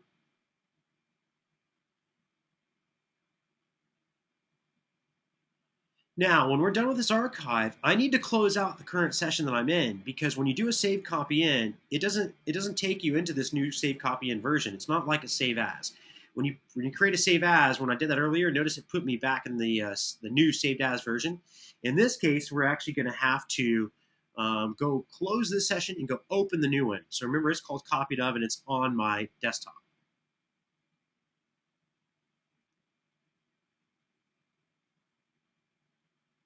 Michael, I tell you what, you have a good question. I'm not really exactly sure what you mean. Let me wrap things up here, and then when we're done, I'm going to open it up for questions. I'm sure you guys have a lot of questions. I'm just trying to get through this because I don't want you guys to be here till 9:30, and I want to be able to kind of push forward. So I will answer your question, but let me kind of wrap things up here, and we'll get to that. So let's go ahead and shut this one down. Let's go open up my copy of version. I can close my workspace. I'm no longer using it. Here it is. Let's actually look at the size of this. Command I, select the folder. This is a Mac feature. This isn't a Pro Tools feature when I'm doing Command I. It's just going to give me information. It's calculating the size there. Not bad. It's 702 megabytes, but I still have a lot of stuff in here that's really not in use anymore. We're going to trim this down here in a moment. Let's actually open up this version. This is my first archive. Now, this is the first archive we're doing. We're going to have a couple archives because we're going to be cleaning this up so that Leslie's not mad at us. Remember, here's some of the stuff I want to get rid of. It's no longer in use, so we're going to hide it, and we're going to delete these tracks. Now, I also need to make sure I don't have any other tracks selected. I want to make sure those are the only tracks selected. They are, because whatever tracks are selected by the name is what's going to get deleted. So let's go ahead and delete these tracks. Now, that means there's a bunch of files that weren't being used either. What I mean by that is if we take a look in my clips list and do Shift Command U or select any unused, look at all these files here that are no longer in use. That's a lot of files that aren't in use. So we're going to have to delete those at some point. We're going to come back to that. I tell you what, let's go ahead and delete them right now. So let me show you what I just did too. I did the quick key. Shift Command U selects all unused, then Shift Command B, as in boy, will allow you to then choose to delete or remove them. But let me show you what I really did. I went underneath basically my clips bin and I went to my select and I chose to select any unused portions, right? So they're now all selected. These are all little pieces of audio. They're no longer being used in my session, okay? They're no longer in use, so we can actually get rid of these. I'm going to ask this not to show me this again. I tell you what, I think I know what's going on. Status menu, playback engine. I think it's just really telling me I need some more memory. All right, so we got all these pieces that are select unused. These are no longer being used. So now that they're selected, we can choose to clear them. Now, when you clear them, you have remove or delete. Now, the reason I did that save copy in is because I'm going to do something that's destructive right now. And if I hit remove, it'll remove them from this list, but they'll actually still be in my audio files folder. So we're going to choose to delete them. Now, this is not an undoable feature. That's why I chose to create an archive first. We'll go ahead and delete these. It's going to ask me for every file. I'm just going to say yes. Notice it's going to ask me for every single file. So instead of clicking yes a gazillion times, I'm going to hold down Option and hit yes. Look what just happened to my clips bed. It really cleaned it up. And if we hide Pro Tools, we go look at the session size here. Here's that archive that I created. Command I. Notice we got rid of several hundred megabytes worth of information, which is kind of important. Back over into Pro Tools. Now, I've got a lot of tracks here that really aren't being used either, but in other words, I've inactivated them for some reason. This is no longer in use. I can delete that. That's the original bass. We already replaced that, so I don't need that. I'm going to leave the MIDI there because I want to see the MIDI that you guys created. So let's delete that track.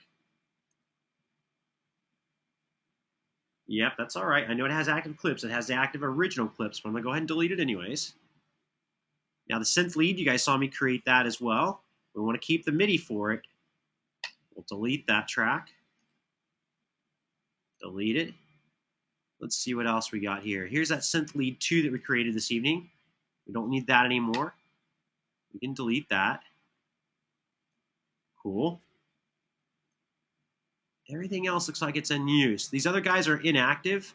That's because we recorded them down as audio. I don't want you guys to delete that because I want to be able to see your work. I want to be able to see what you guys did as MIDI. And notice here I'll be able to see your MIDI tracks and things of that sort. So leave that there for me to take a look at. But what it actually did for us, though, is it actually created Shift Command U, a bunch more unused portions that we don't need. Shift Command B, let's go ahead and delete them. And notice they're now gone. And again, if we go look at the actual Pro Tools session itself, I should have gotten rid of some more information. Command I. Yeah, look at, we've basically almost cut the session down in half. That's going to be important just for keeping things nice and organized. Get back over to Pro Tools. It's time to start cleaning up and organizing. So we're going to be here in the mix window. We need some tracks here. Number one, I'm going to want to create an audio subgroup for multiple parts. And I can't really, it's really kind of hard to tell what's what right now. That's because I have all these tracks that are all different colors. Let's find anything that's vocals. I can see I've got lead vocals here. I'm going to drag vocal effects underneath it. I'm just grabbing them here and pulling them up top. Background vocals as well. I want all these tracks next to one another. That way when I look at them in my mix window, there's lead vocals, Vox effects, there's those hoo-hoos that we created, and then we have background vocals. Let's actually make those all the same color. I actually like, since I think vocals are super important, especially in pop production, I like to make these a bright color. So if we go underneath our windows, we look at color palette. Now be careful because when you first start off with color palette, I believe it defaults to the clips and the tracks. We really actually want to color the tracks. So we want to make them yellow in color. And then you might want to adjust the actual saturation or brightness.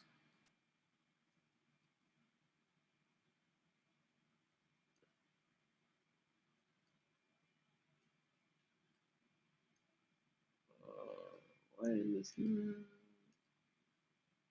Interesting.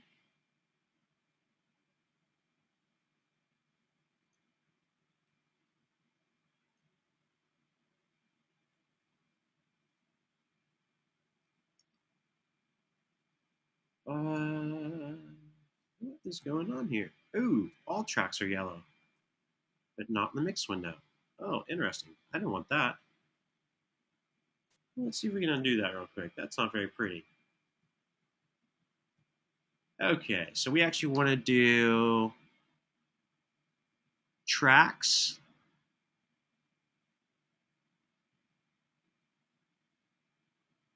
Let's take a look at here. Why is it not showing up in my mix window?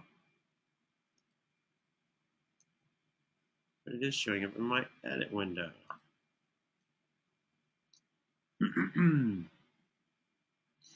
Apologize, guys. I'm actually having a brain skittle because this should actually be happening in both my mix and my edit window. Huh. I'm not sure if this is a new bug. I'm going to try all of these options here. See if we can figure out why. Well, there you go. That looks like that's going to be a bug in this new version of Pro Tools. Somehow they broke the tracks. Now this actually should be showing up in my mix window.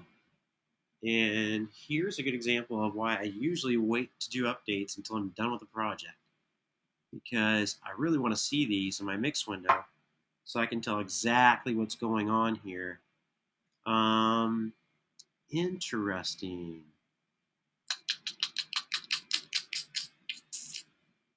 Wow, that's not good.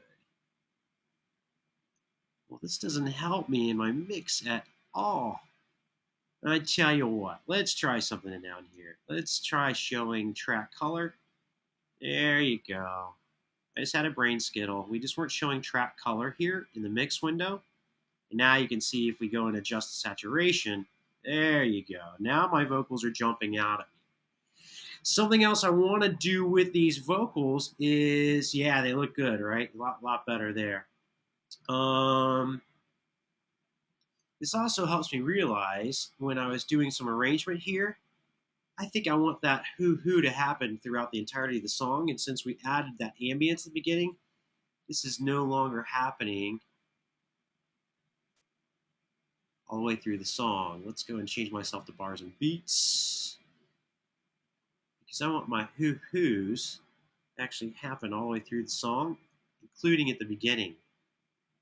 And I'll show you why. I'm going to option drag my hoo-hoos down, duplicate them out.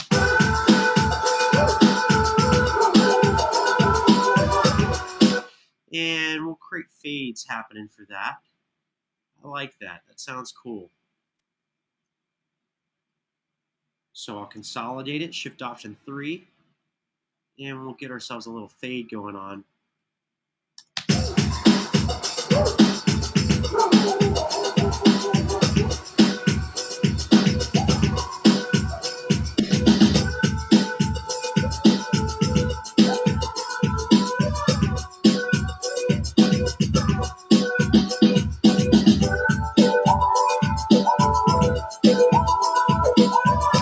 Okay, cool. Now that I've got the vocals going, and I kind of like the hoo-hoos happening at the beginning of the song, background vocals need to be unmuted so we can hear those. And I want to actually treat these all together as one. So we're going to talk about an audio subgroup here. To create an audio subgroup, I want all of these to actually be controlled by one fader. And that one fader I want them to be controlled by is what's going to be called an audio subgroup. So I'm going to create a stereo aux track. You can see it's created right here, but notice it's no longer yellow. So let's bust out the color palette again. Windows menu, color palette. And what I'm also going to do to kind of keep that color palette there is I'm going to make it so I can see my edit and mix window, but give myself some space and just keep this guy down here because I'm going to be using this to actually start organizing what's going on. And I want that track to maintain the same color so that I know that belongs to and vocals. And we're going to call this Vox Sub. VOX Sub. Now, I'm calling it Vox Sub because I'm about to route all of these tracks over into this track. So let's go over here, and on the input, let's go to a bus path. Let's pick one that's not used. Bus 5 and 6 works for me. And let's name this Vox Sub.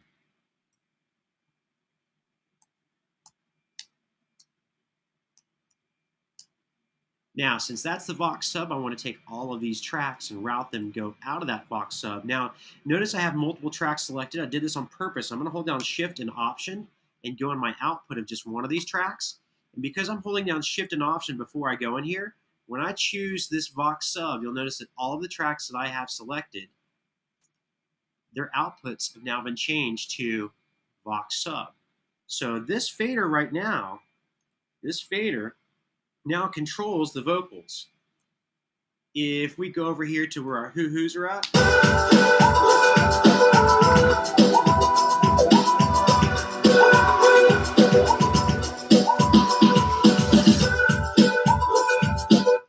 now I did that for a reason too. Remember how I created that fade in that we had at the beginning of the song?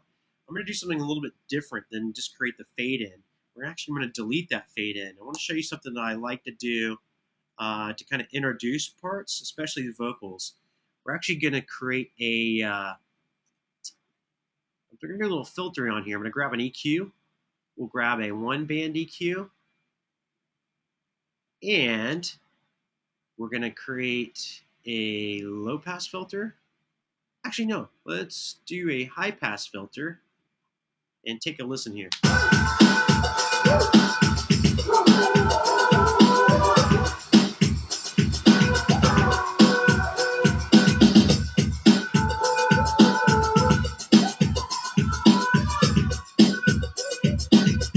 See how that filter there sounds really nice, or it kind of just it's all the way in the track?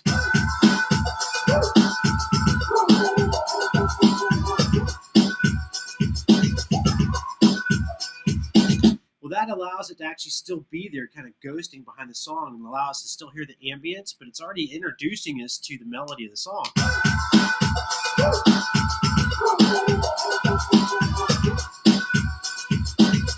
So I want to actually automate this parameter right here. So I need to make this automatable. So the way I'm going to do that is I'm going to hold down Control, Option, Command, and click on it. And notice we have a flip-down menu that says Enable from Automation. When I do that, what that just did is on that particular track that the plugin is on, now we've added that feature as an automatable feature. So notice I'm now looking at it as its automation, and I can now automate this to come into the track by just simply pulling it in. So what we're going to do is, you can see here, I'm looking at the automation lane. Notice when I change it here, it changes the position there. So it shows me that if I want to slowly introduce that, I want it to start at the top. And then what I'll do is I'll create an automation breakpoint. I actually liked it coming in just a little bit so we could actually already hear it. Then we're slowly going to make that open its way all the way up. So if we take a listen.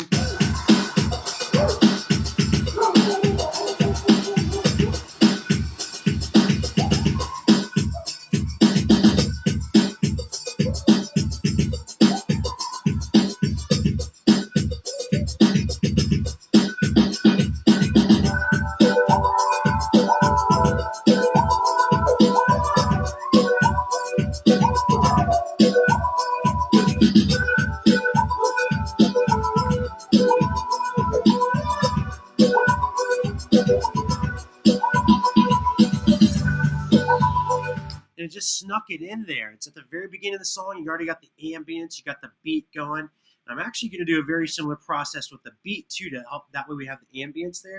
Let's go back and just listen to that from the beginning. Cool. I like that. I like it the way it is. I'm good with that. Next thing I'm going to do is I like to have my rhythm all the way up top because that's just the way I do things. So I'm going to grab this. We'll say, remember the pattern here. You want to have kick, snare. So we're going to grab the kick, pull him over here. Let's go grab these other guys too. Clap, snare, tambourine, shaker, cowbell.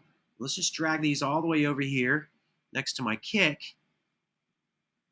The clap is up. Actually, let's switch this up. We need to have the snare next to the hat. So kick, snare, closed hat, tambourine, shaker, cowbell. That's all good. I like these guys to be brown. So we're going to highlight them all, make them brown. You can make them whatever color you want. I just like them to all kind of keep the same color, and typically I do mine as brown. We're going to end up making these other colors here in a moment. We need to create an audio subgroup for these as well. So then what I want to do is Shift Command N. We're going to create a stereo aux input track. Let's name this drum sub.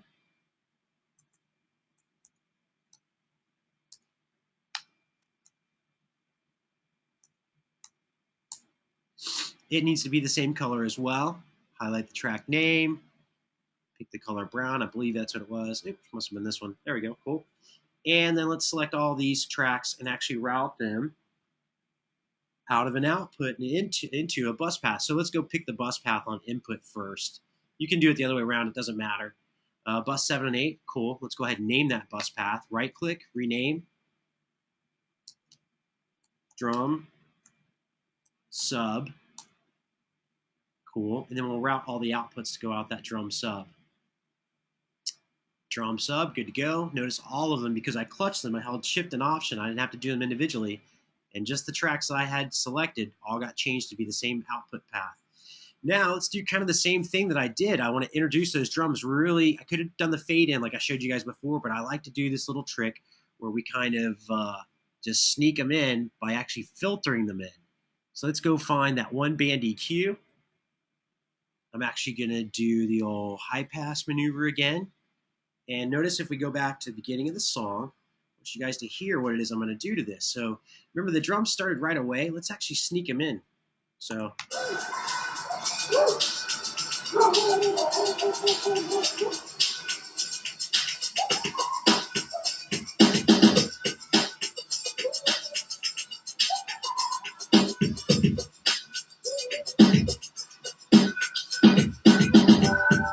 Now notice I just did that by just moving it around. What if I wanted to write that in? Well, remember, first we have to make this parameter automatable.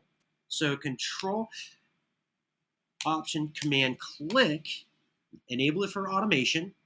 I actually want to look at the automation lane down here. It's on the drum subpath, so let's go look at it. There it is. There's a parameter. I'm just going to ride this one just manually, and so that way you guys can see the automation getting written in. And remember, I didn't have to hit record. I'm just going to hit play, and as long as we are looking over here and it's actually set to write the automation, then it's going to remember all the little knob movements I do. This is a very, very powerful thing about your DAW. Let's go ahead and do this. So we'll start it off.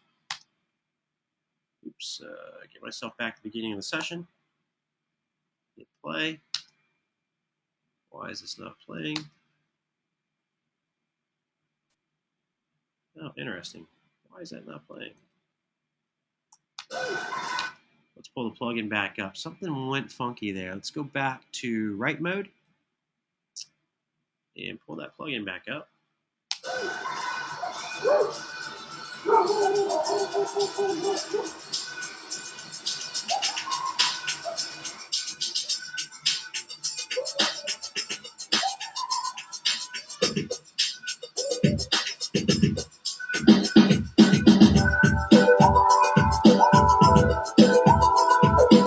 Now I just wrote in all the automation there. Be careful because it switches back to latch. You actually don't just want it to read it from here on out.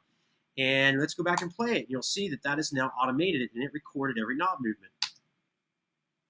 Looks like I need to hide this plugin. There's a couple bugs going on here in this new version of Pro Tools. Let's hide it and bring it back up. I don't know why it's going on.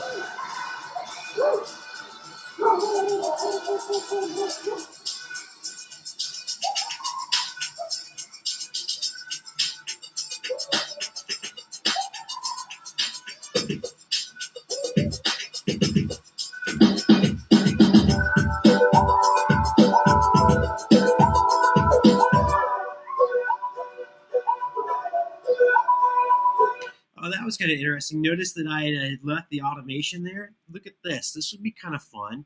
What if we went in here and we actually asked it to, let's put myself back in grid mode. That was actually an accident, but it was kind of fun. Take a look at what happened just there. It actually dropped it out. If I wanted it to drop out like that and I wanted it to happen on beat, you actually just, since we're in grid mode, just move this over. And we could actually change the grid mode and actually drop this in and out intentionally. Set it for quarter notes. Select little sections here. Grab the old trim tool. Trim it down. Oops. I didn't mean to do that. Pull that down. Do the same thing for this section here. I'm just going to highlight it. Grab the trim tool. Pull that section down. So notice what happens here. It's going to be a couple little fakies that happen.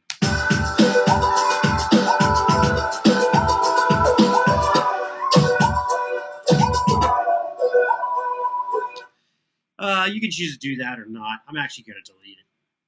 I was just showing you how the automation can be kind of cool. Cool. So I just need to make sure that automation is written for the rest of the song. It's the rest of the beats all the way throughout the song. And it might be kind of fun to do this to the exit of the song as well. So let's take a listen.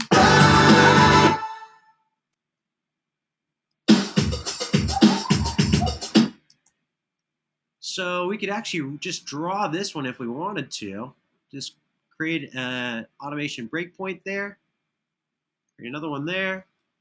And it'll just automatically filter its way on out. And that would allow me to actually get rid of, remember that big fade that I created earlier? We'll just listen to it real quick.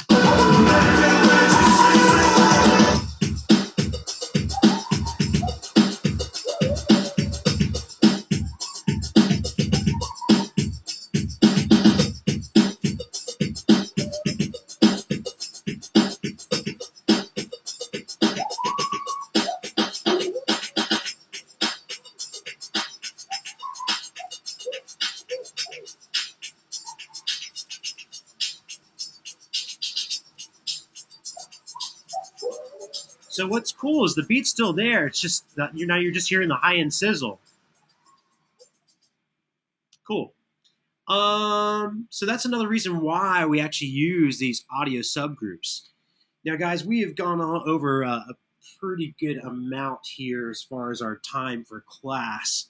I've covered pretty much everything excluding a couple items here. One of those is that at some point you're going to want to balance this down to deliver someone or to put on a CD and go listen to it in your car. And that's going to be creating a bounce. So I'm going to show you that real quick. And also, we haven't even really looked at the levels here. It looks like I was clipping a little bit on parts of my drums. So I might want to actually add a limiter here. It's something I also typically do across all tracks except for my kick track is I use a plugin here. We'll go use an EQ, a one band. You really don't need any low-end information beyond, say, 100 on any of your drums except for the kick, because the snare doesn't really have super low-end content, and if it does, it's eating up information for your kick.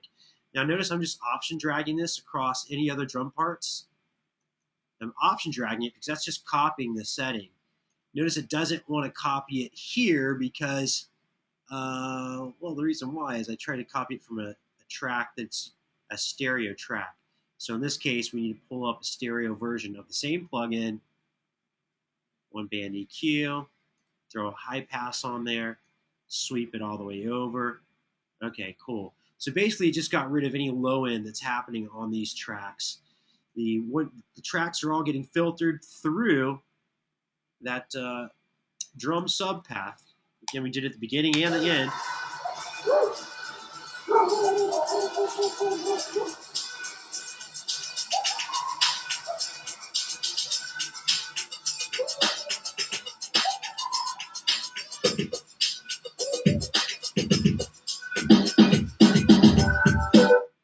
And some of these sounded good. We could actually go and you could actually modify what we've done here.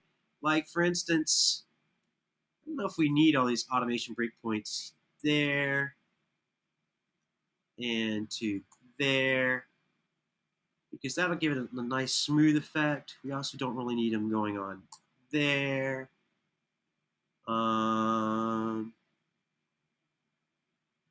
We we could actually move this back. I kind of liked where it dropped in here. What I'm listening for is I liked how it kind of gave an introduction section right there. Let me take a quick listen to that.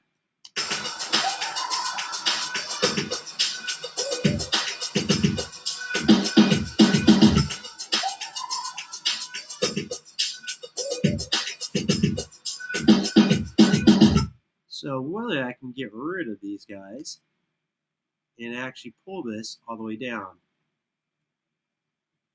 Get my trim tool out. That'll actually help that section come in. And I don't really need this automation happening from here to here either. Notice that that's still filtering it, so just be careful. We're going to go ahead and delete this. You can double click or just option click with the time grabber, and then I get rid of that automation. So that should drop that right back in real nice.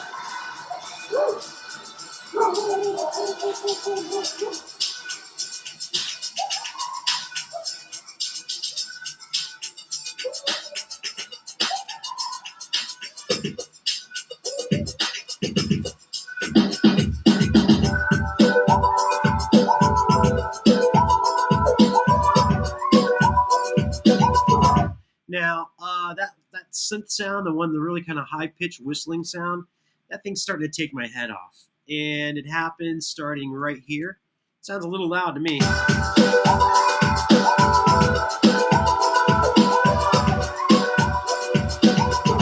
Plus, it's a full wide stereo. Let's actually give it a position here. Let's actually pan it one direction or the other. It's totally up to you. I just want it to have its own position.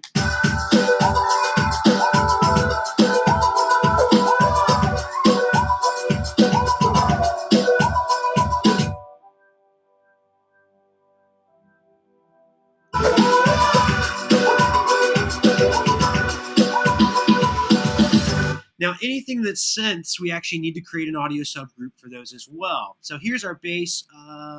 Let's see, we don't really need to view that track, so we're going to hide that track. But the bass needs to have its own color, whatever color you want it to be. It's totally up to you. Let's pick a light blue. And any of my synth stuff, we can actually hide that one. We don't need to see it. We can hide that one. We don't need to see it. We've already recorded that down as audio. Let's pull synth there. Oops, right next to my bass. Lead synth right next to that one. Synth pad, cool. Now these all need to be of similar color as well. We'll make these guys orange just to contrast. That way we can definitely see them. We'll also create an audio subgroup for these guys as well. That way I can control all the synths as one. Shift Command N. We'll create a stereo aux track. Let's make sure this has the same color as well. I believe I chose an orange or amber color. Cool. And we'll call this synth aux. I'm sorry, synth sub.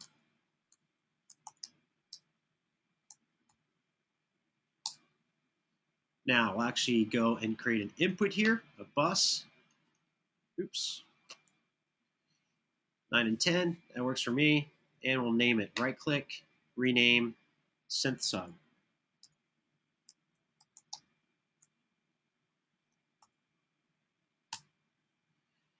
Okay, cool. Let's route all these out. So holding shift to select all of them, and then shift option so I can route the output out of synth sub. Excellent. Cool.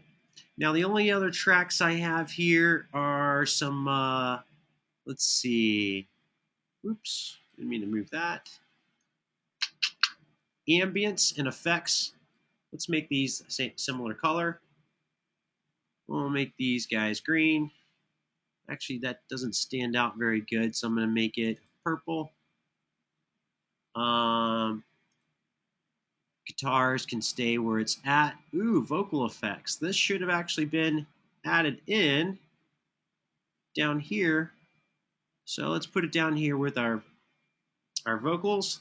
Let's make sure it's the correct color. And let's make sure it's routed out of the vocal Vox sub. So notice everything's starting to come together as far as organization. We can really see. Notice I'm having to scroll along from side to side, left to right. We can actually shrink the mix window down. If you hold Command Option M, You can shrink down the tracks. That way I don't have to keep sliding down to look at things. So there's a couple other things here I'm seeing that are kind of out of whack. What I'm seeing that are out of whack is my reverb and delay. I don't really need to see these MIDI parts anymore because they are no longer in use. So we will hide it, and hide it. Notice they were already muted, so I used them already. And these guys here need to come down here. Reverb and delay need to come down here by themselves. And let's actually give them a color that kind of jumps out of this. I don't think we've used green yet, so we'll use green. I don't have a master fader in my session yet. Shift Command N. Let's create a stereo master fader. Excellent. And we also should create a sub master. Now, a sub master is going to get a little bit tricky, and I kind of have to show you what's going on with our sub master. A sub master, the reason we're going to create this is, notice we already have these subgroups. We got one for the vocals, we got one for the drums, we got one for the synths. We also have these individual parts. These all are being fed to the master fader. And let's take a look. I have a feeling we might actually be clipping this master fader.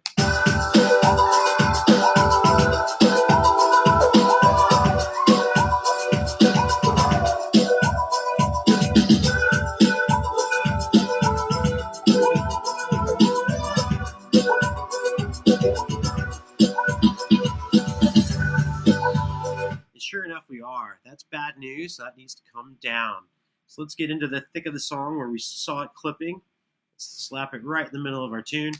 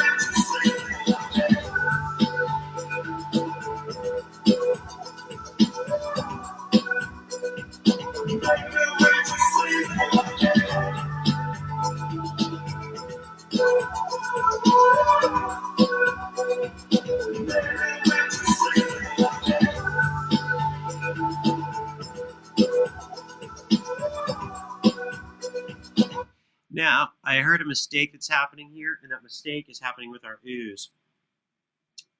These oohs are actually happening in a couple spots where they're actually getting doubled up. We are going to wrap it up here in about 5 minutes. I know we've gone over in class time, but there's some valuable stuff that I kind of want to take you guys through and let you guys see before we actually call it a night. Wherever I created those oohs, we can scroll up and actually see them now because everything is nice and labeled where we can see what's what. These oohs are actually happening at the same time as some other oohs in the song. And so I would actually go back and listen. Remember these oohs that I copied throughout most of the song? I would actually want to go back and listen to the other tracks because they're actually getting doubled up. So it's actually amplifying. We're having the same things happen in the song. I'm not going to focus on that right now. I do want to show you guys bounce. I want to show you cleanup, and then I want to show you delivery. And then we're going to call it a night. To bounce the session, basically you would want to go ahead and select the entirety of the song, hit Return, Command A, so you got the entirety of the song selected, and you want to go ahead and bounce. Apple Option B is your bounce handler, but that's okay. I'll show you how to get there. If you look under File, you have Bounce To, then you have Disk. That's basically what you guys just saw me do is that quick key, Command Option B. When you do this, you have some choices here. Now, we're going to ask you some very specific things to do here. We're going to ask you guys to create a WAV file. It should be stereo interleaved, but it should be ready for a CD. So that's going to be 16-bit 44.1 WAV interleaved. And you want to bounce this to your session. Now, when you do this, though, you're actually going to do some damage to the file because if we look at the session parameters, the original session parameters are 32-bit 44.1, so you're truncating the audio. So in order to actually truncate it without really damaging it too hard, you want to make sure that you have a dither plug-in located on the very last insert of your master fader. One other small thing to consider is also we're going to count you guys off, and this, I'll just warn you right now, this is what most students get counted off on. Let's change all playlists back to being waveform so you guys can see that. Now, what most students get counted off for is having excessive silence. And for instance, we have all this lead vocal there. There's nothing going on there. That's dead air. That's taking up space. We can get rid of it. At the beginning of this file here, nothing going on here. Trim it back. You need to make sure you don't actually cut into anything where there's audio. So we'll leave a little space there, but you can see the same things happening on this track. So you'll need to go back and actually get rid of any of these dead air spaces here. Delete. Delete. Now, when I deleted that, it really didn't actually get rid of any of the information that's stored in my session. And that's where you need to do a feature called compact selected. And see how I'm trimming that off? Remember, it's just changing a set of pointers. It's not really trimming it. It's actually just changing a set of coordinates that's allowing me to see portions of the waveform. So what I'm going to do here is I'm actually going to get rid of all these little portions, because if I pull this back out, it's still there. But we're going to actually get rid of that here in a second, and I'll show you how to do that. Let me go back and make sure we've got rid of most of the dead air in the session, which we still haven't. Get rid of that. Get rid of that. Get rid of that. A lot of dead air happening there. Some happening here.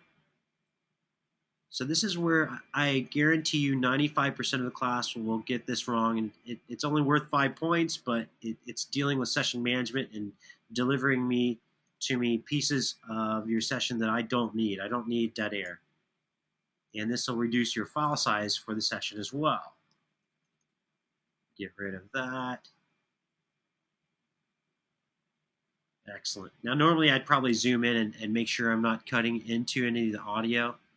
I can tell pretty much, since we did things really good to the grid, that I'm doing a pretty good job here. Let's see if there's anything that I missed that's really flagrant. Okay, that all looks pretty good. Now, what we're going to end up wrapping up here and showing you is if we hide Pro Tools, this session didn't really change because I just trimmed that stuff down. It's still 428 megabytes. But if we go back into Pro Tools, we select all of these files and we ask it to compact them. Compacting them will actually get rid of those little leftover pieces that I was allowed to trim out. So if we go and we say compact selected,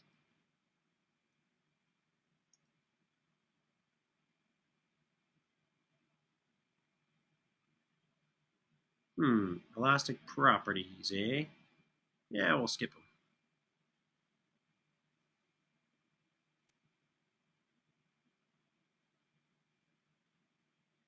So it's actually making new consolidated files, but kind of getting rid of the extraneous leftover stuff.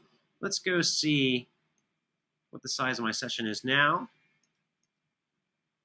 You can see it's 400 megabytes, but I still have a lot of stuff in my session that I don't need. Shift Command U, Shift Command B, delete. And now if I go look at my session, Command I. All right. So we've gotten the session down to be a lot more manageable, a lot smaller. Now, just to make sure that I've done this correctly, I'm going to go and create a safety copy that you guys are going to deliver to me. So File,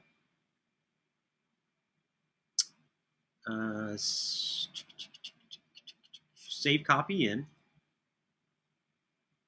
Make sure it copies all audio files. Now, we are going to save it back to the desktop, but I don't need copy of in the name. Doesn't need to be there. It needs to be my name, JOHN underscore DERRY underscore. There you go. And the project directives, I think we actually have you name it slightly differently as well. But just make sure your name's in the file. Make sure you do a new archive. So we're going to save this back to my desktop.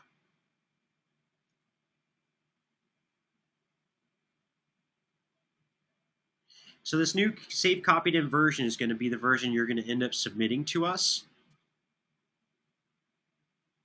And that's pretty much it. I know I crammed in a lot of information here into tonight's session.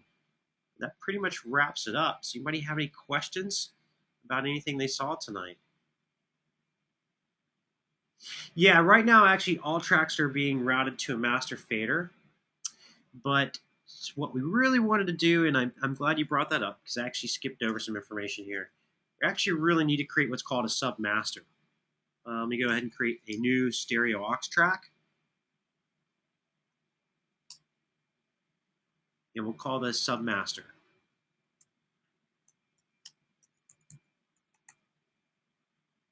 Make sure that sub has capital on it. Now, the easiest way to route to this submaster is go ahead and make sure that the input here is set up for a bus path. We'll make it 11 and 12. And then we'll rename this bus path submaster.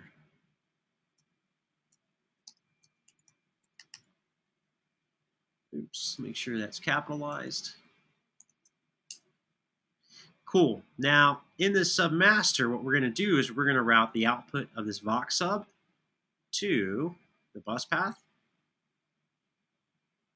submaster. We're going to route this drum sub out to the bus. It's going to be going to the submaster. The individual bass track, that's also going to go to submaster.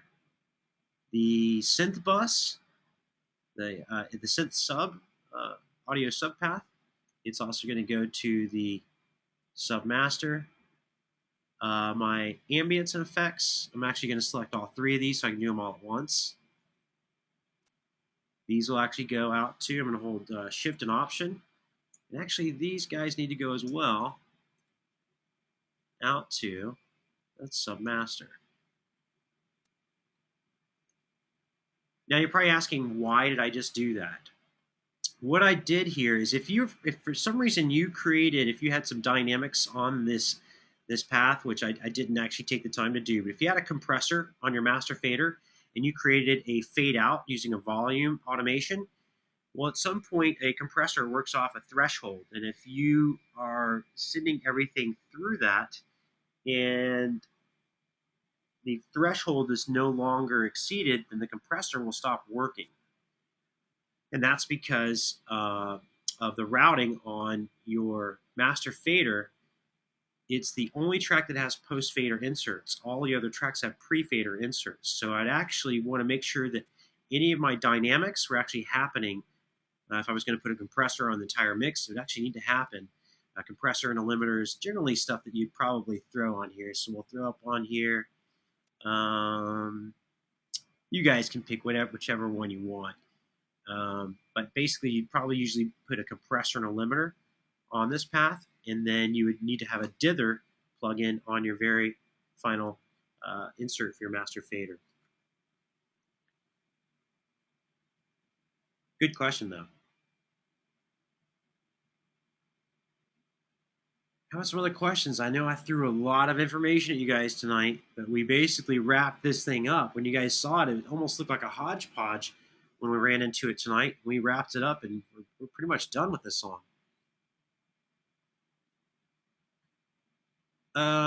You're asking about a loop, Michael? I think what you're asking is...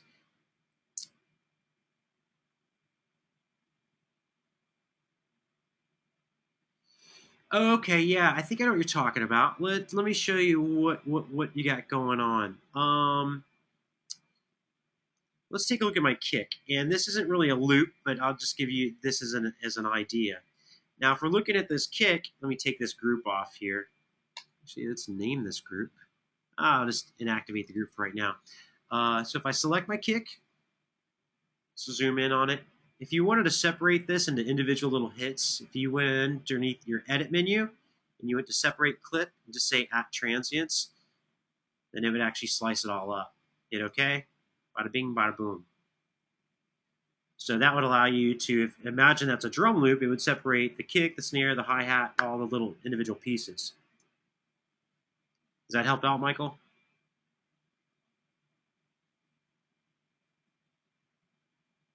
Yeah, not a problem. Absolutely. Cool, yeah.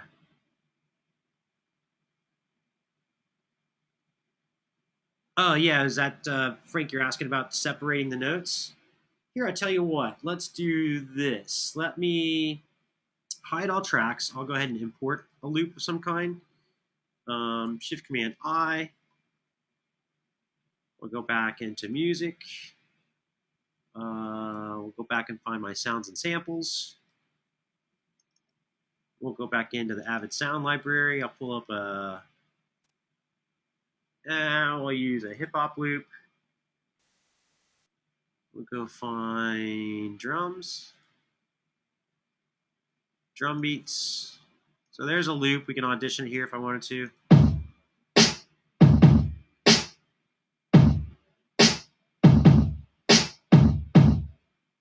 Okay, so we'll go ahead and we'll go and import that into my session. Oops, I didn't actually add that. Sorry, guys. Select it, add it, done. It's going to put it to a new track. Now, this doesn't match my track's tempo, so I probably want to first then do a little TCE, time compression expansion. Since I'm in grid mode, it should lock into place. It's going to time stretch it real quick. So now you're actually going to hear the beat. And actually, if we play it, it's now in tempo with my song as well. Let me put this at the very top so you guys can see it.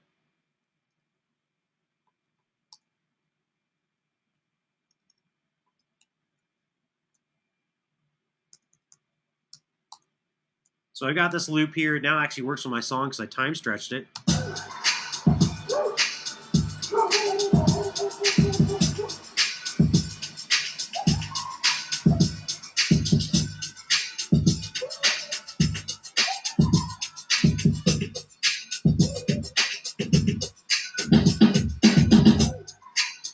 But what you guys were asking about was separating this up into little pieces parts. So let me show you what you would do. First, I time stretched it to make sure it would be in time with the song. And then you want to go underneath Edit, Separate Clip. What just happened? Edit, Separate Clip. Oh, there we go. At transients. Hit OK. Bada bing, bada boom. It's all cut up for you. If you want to do the whole reverse effect, then let's take this and consolidate it back into one piece. Shift Option 3. And then Audio Suite, Other, and then go down to find Reverse.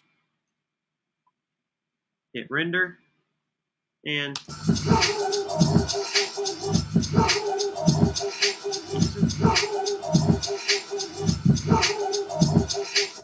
there you go. Cool questions. Good, excellent questions. How about some other questions? Yeah, hey Frank, you guys have that loop. That's just look in the hip hop kit, look under drums, it's right there. You guys have the same loops I've got. And that actually sounds pretty cool backwards. Almost sounds like Paul Revere.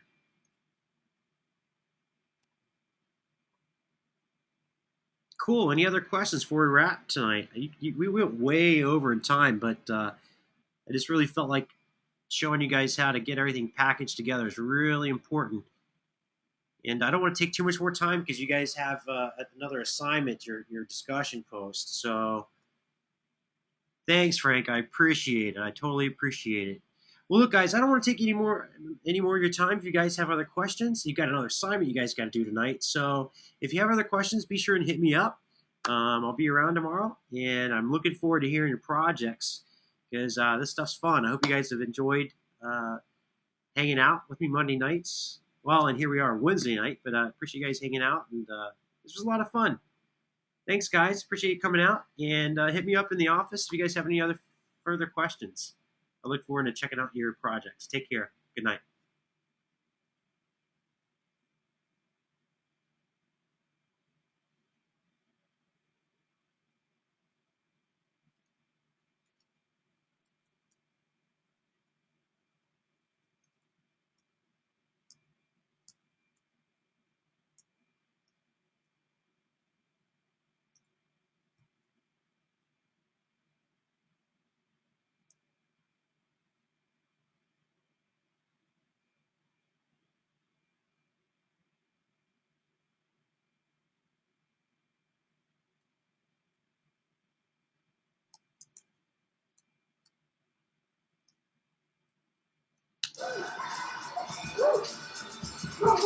Destiny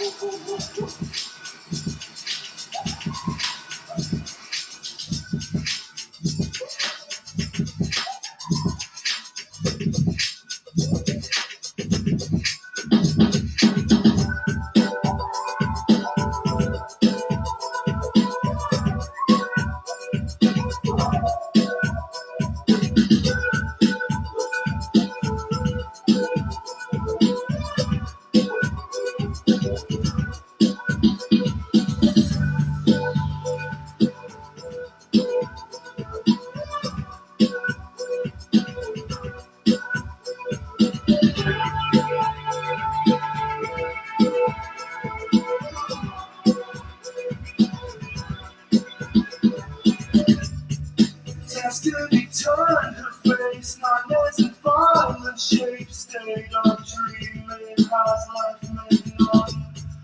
Blue eyes and wandering lips, true life to fingertips, hidden tales of forbidden love.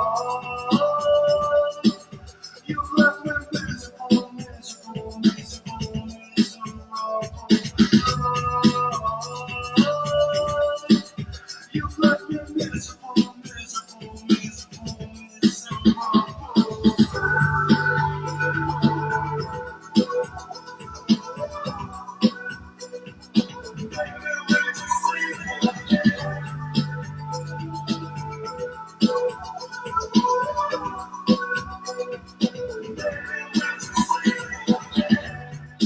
visions of better times, kingdoms of love, like wine. Why did God fail to improve us?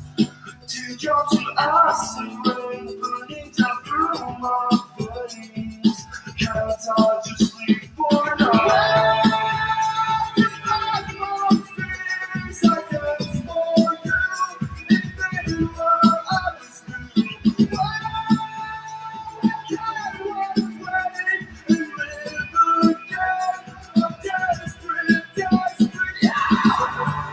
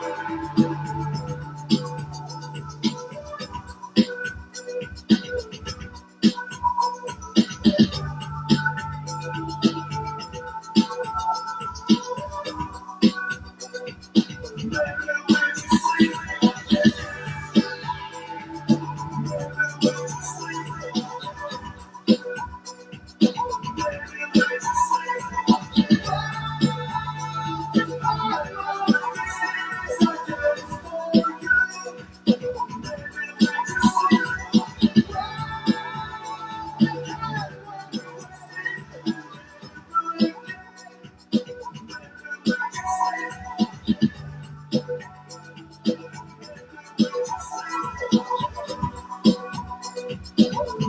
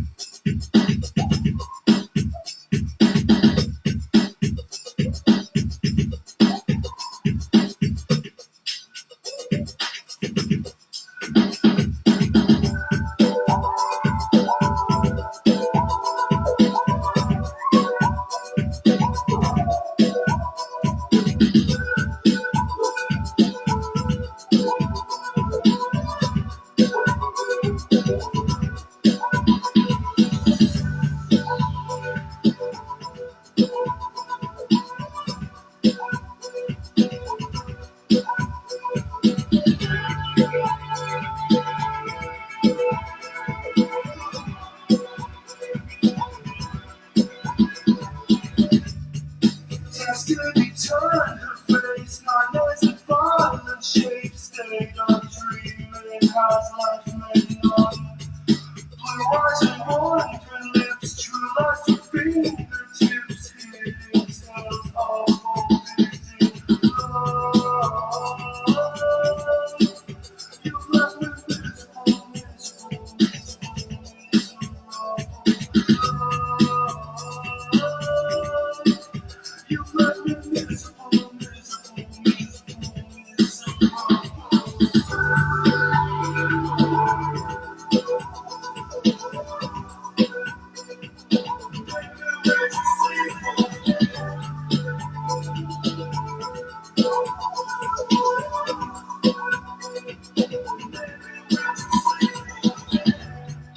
visions of better times, kingdoms alive, like one mighty God fell to improve us.